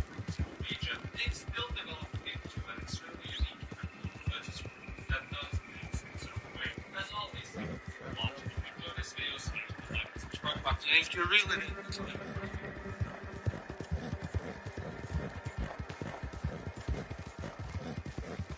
You can ban YouTube for all the reasons. Kids.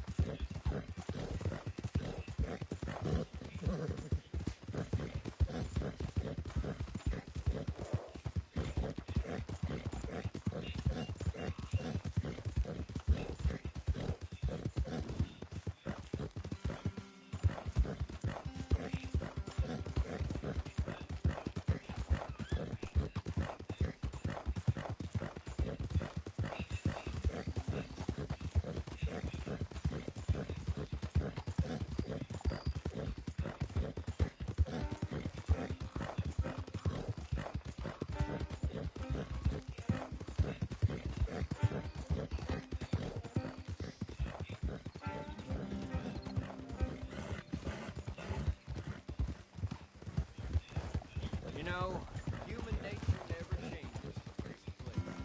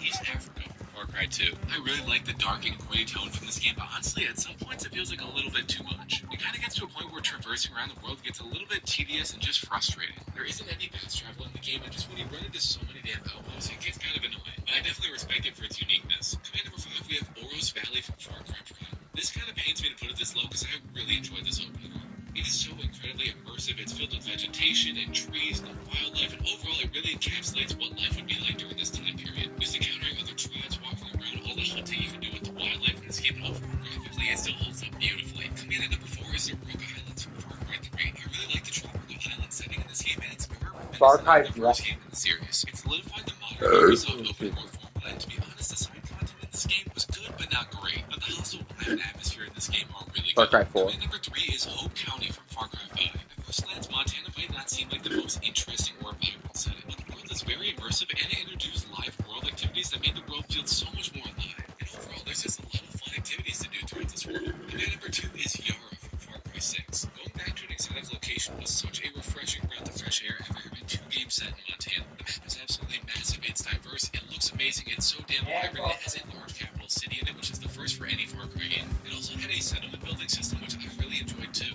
Command number 1 is Kira from Far Cry 4. The backdrop of the mountains and the color palette are just incredible. It has a great atmosphere and the vibe of the small villages. Far Cry 4 is kind of There's something about the USA when it comes to our cities that everybody just kind of like naturally understands, but we don't really like outright say it. Every city in the USA has some kind of like demographic that you're probably going to need to make friends with if you want the connections, okay? You need something done in New York or Jersey, you're probably going to need an Italian friend, unless you're like in the upper side of Manhattan, maybe a Puerto Rican or Dominican. You go to Miami, you're going to need a Cuban. You go to Chicago, you're going to need a Polish guy. You go to OKC, you're going to need an Osage person. But when it comes to Los Angeles, it's very interesting because our equivalent to that are Armenians. Armenians came to the USA in multiple waves starting from the Ottoman Empire times in the 19th century. And it wasn't until the 20th century when a lot of them came over from areas that were actually outside of what is now Armenia, like in the Middle East. A lot of them came from like Iran, Syria, Lebanon. A lot of them chose Los Angeles because Los Angeles had a very similar climate to the areas that they came from. This is my Armenian, okay? Arin. I call him the King of Glendale. He's Armenian, but he was actually born in Iran. He was actually a former basketball player. I call this guy the King of Glendale. Every time I hang out with him in Glendale, like everybody knows him. It's crazy. Anytime I have something crazy in my life, I hit up Arin. Arin is my go-to Armenian. And to this day, you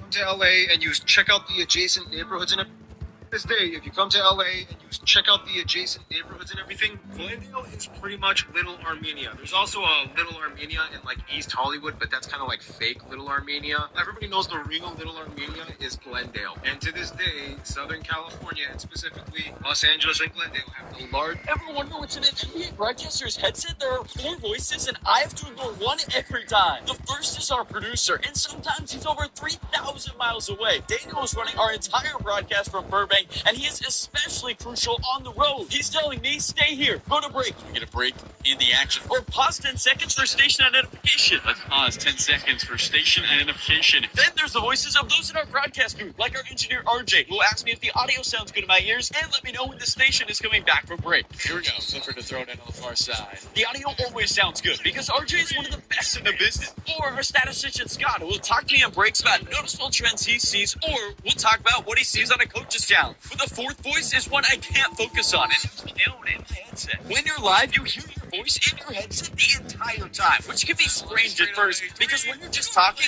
nobody's focused on how they sound. But when I started broadcasting, hearing my own voice was almost impossible to ignore. It was one of the toughest things I had to adjust to. If I focus on my own voice, it's just distracting and takes away from my focus that should be on the game. Now, though, I don't even really hear my own voice, even though it's always in my ear.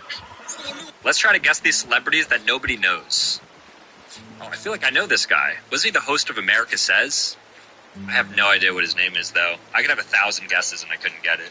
John Michael Higgins. Okay. I know her, but I have no idea what her name is. This kid comments, if my comment gets 10,000 likes, can I get a free phone? And I said yes, because I thought the video would do bad. Yeah, guys, listen. It's not going to work again. I've gotten 800 emails in the past 24 hours, and more than half of them were written by ChatGPT. Insert project here. Insert passion here. Insert goal here. 8,000 likes for a MacBook Neo. 10,000 for a phone. This one almost got 100K likes. I give stuff away when I'm touched by someone's creativity. For example, the free PC kit.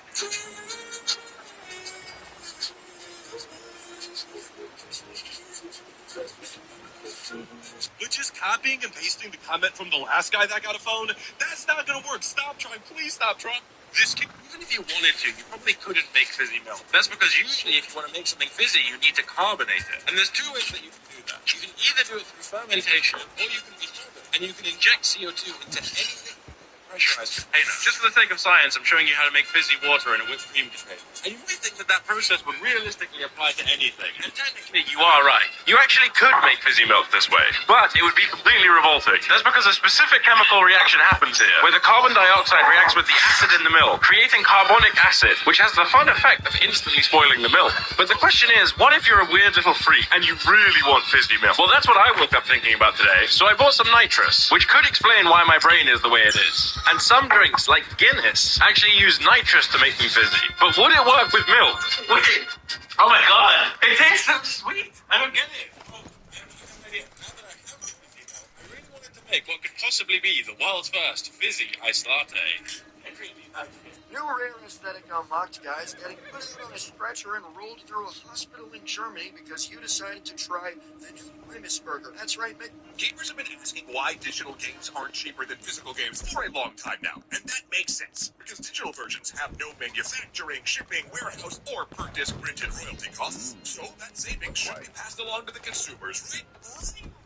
As brick-and-mortar stores in the past have demanded physical games cost the same as digital. But Nintendo seems to have recently broken that dark pact. See, they've announced they'd break price parity this May with their new game, Yoshi and the Mysterious Book. The physical version will MSRP at $70, while the digital will drop at $60. This, of course, has set the internet into a tailspin, because is this a discount on digital purchases or a price hike on physical games? Well, it's both, and neither, and most importantly, just confusing. Nintendo's new baseline price for Switch 2 exclusives seems to be $70, but it's equally true that console games have been $60 for a very long time now. And of course, we shouldn't pretend like physical and digital games are exactly the same. For instance, I can trade or lend or resell my physical cartridge, even if it is one of those silly half-measure game key cards, which they bone to pick for another time. But a digital copy, not so much. So what does this feel like to all of you out there? A price hike or digital discount or something else? Comment. I set deadlines for myself.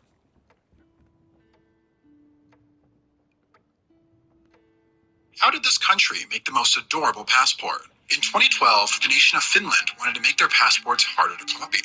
One of the techniques they implemented was a single image with little changes to each page. That image, they decided, would be a moose. While this was meant for security, one person realized if you flip the pages together, it creates an animation of the moose walking.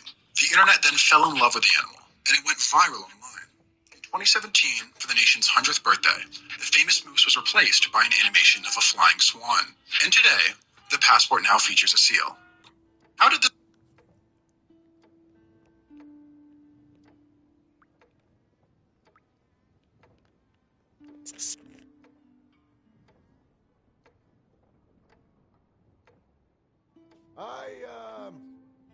Having some trouble reaching a spot. Can you help me?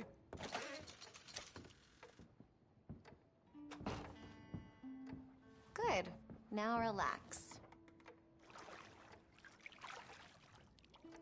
Hope I'm not scrubbing too hard.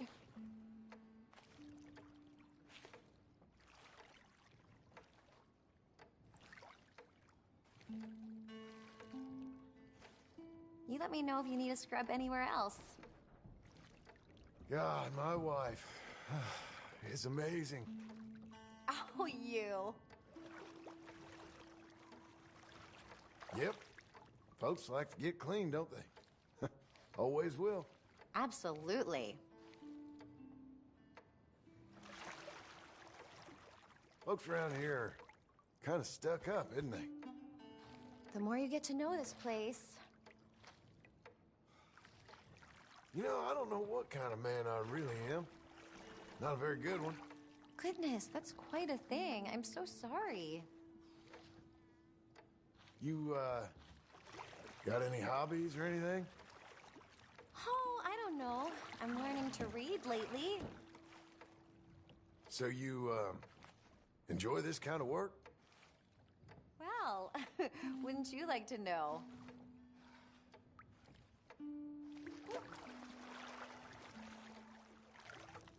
You probably need a bath after all this talking I've done. Oh, shush. At least you're kind.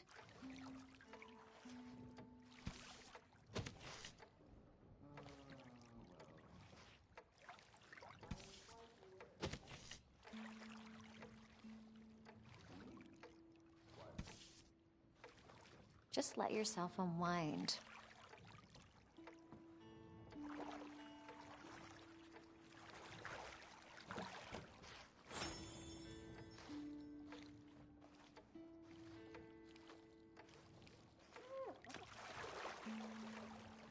Is that nice? Yep, I'm finished. I sure hope I see you again.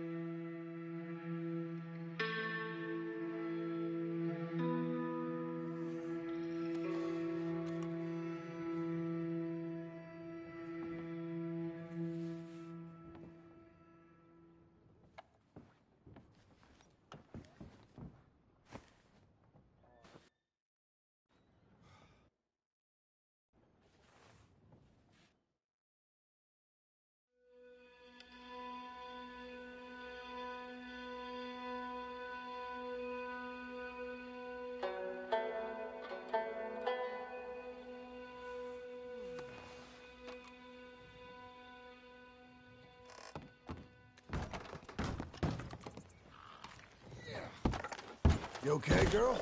Let's go. Fine horse you got there. Great. Thanks.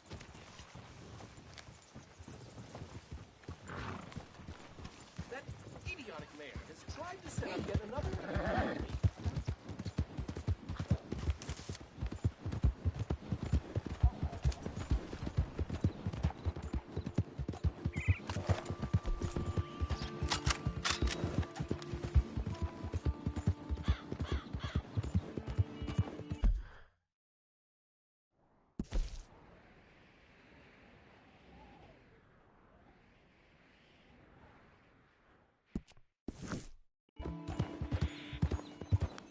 Hey, easy.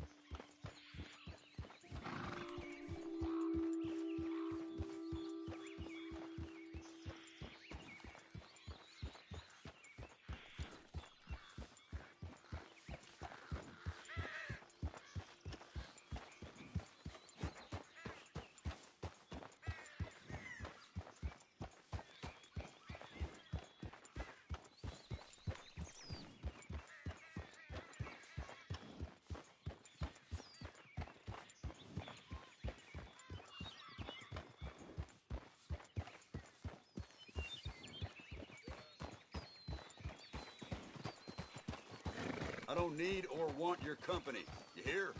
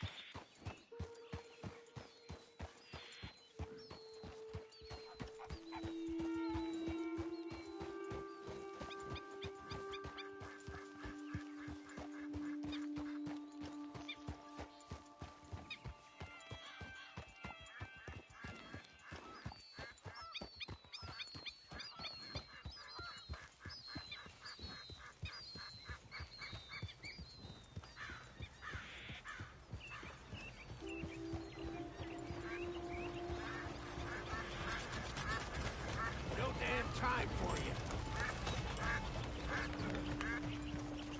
Come on, get clear.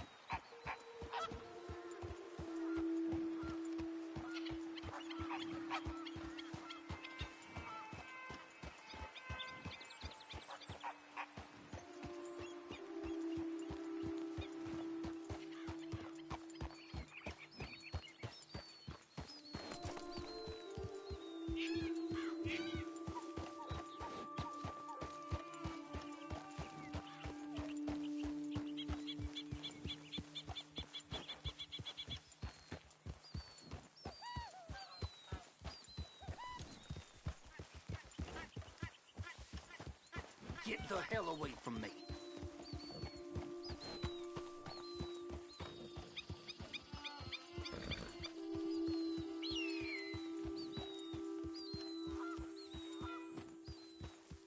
She feels my blood gasoline. You think I wouldn't notice? Her mind's made up, the love is gone. I think someone's trying to show us a sign. Daddy thought it was us.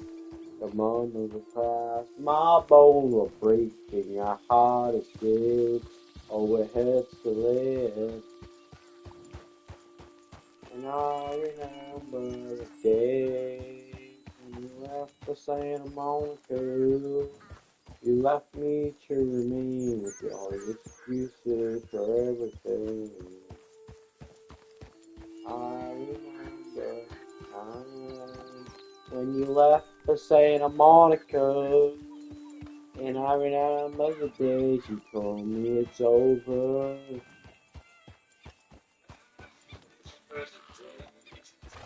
It's over.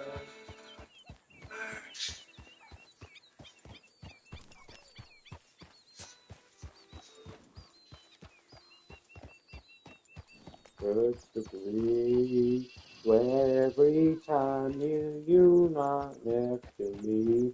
Her man's made up, the girl's gone. Now I'm forced to see. Think I'm on my way. Oh, it hurts to live today. Oh, she said, don't you wish we'd get like me? And I remember the day when you left for Santa Monica. Left me to remain with all your excuses for everything. When you left the same, and I remember the day you told me it's over. More than this, needing more than this. I deserve more than this, but it just won't stop, just won't go away. I needing more than this, wanting more than this, asking for more than this, but it just won't stop, just won't go away. I remember the day when you left the Santa Monica. Not bad singing. Santa Monica by Tears of Dead Man. I'm doing just fine out here. So how about you leave me be?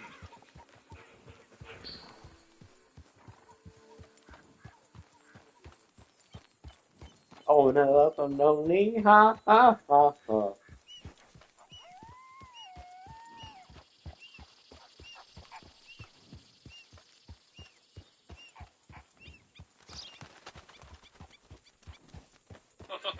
What if I just put a guy in a room and just don't let him out? Hypothetically.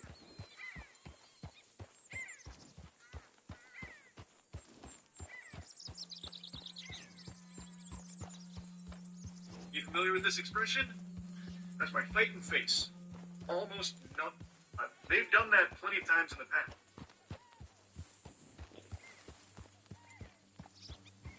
Okay, I get your point. Anyway, Eric was a German company that was started in 2019. It was founded by Lena Unz and Tim Jager, who were inspired to create the company after reading Gordon Shepard's book on aerogas astronomy. Despite what some of their marketing material may tell you, they produce water bottles, which use these splatter pods that add flavor to your water through the power of smell, leading to all the taste of sugary drinks without any of the unhealthy side effects. They've been a pretty active sponsor. I don't know why, but my brain has a kind of a thing for Hispanic people. I don't know, it's strange for Latinos. I don't know, it's fucking strange though. That I have attraction for for Latinos from like Central America. A lot of Latinos like to call me handsome and cute. And that's actually true. A lot of Hispanics think I'm adorable. I think to them I'm an adorable little white man, even though I'm a voice hertz, pitch of 89 voice, pretty deep for a human, around 85, 89 hertz, and pretty hairy guy. So, well, maybe we'll have little pastillos around. Growing their marbles in different corners of the platform. From the commentary community, popular gaming personalities, even some of the biggest names on the platform, which makes them the perfect contender for today's video. Now, I've used a few different water bottle brands in my life, but I've always gravitated towards the brand Contigo, in particular their chilled lineup. But Eric intrigues me a lot. As someone's expressed a love for better drinks in the past, Eric definitely piques my curiosity. Using snow to make taste sounds straight out of a sci-fi film, so conceptually it sounds really cool. So let's see if Eric can actually deliver on that. So, yeah. I almost became a stepfather with the girl I was supposed to go on a date with in June. Yeah, that's a fact. I was like, look, what if I had a kid with her? Yeah, I'll call it Frederick, Hardpod, badass names. The guy that founded Hungary, Kingdom of Hungary, because my great-great-grandmother is from Hungary. I never met my last name Saeed of the family. I never met them Saeed before. Sometimes I slip and get a random accent out. Like that before, I don't know. Sometimes I sound like this. Okay, I brush my teeth.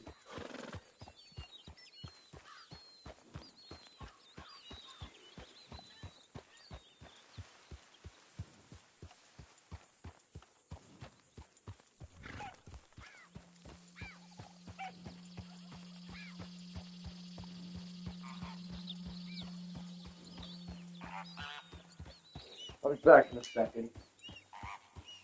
After this, after I've done this, I'm going to bed.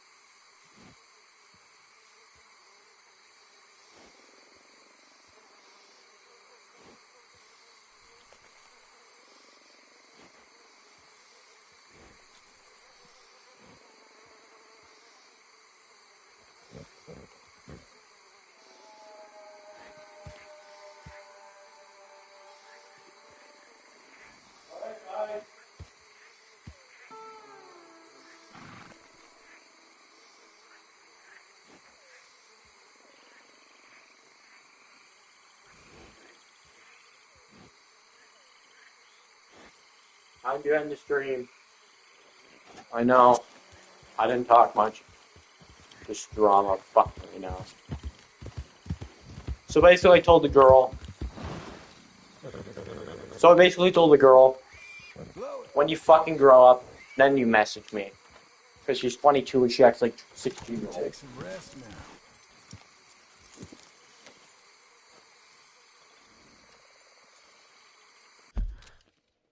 Anyways, have a good night.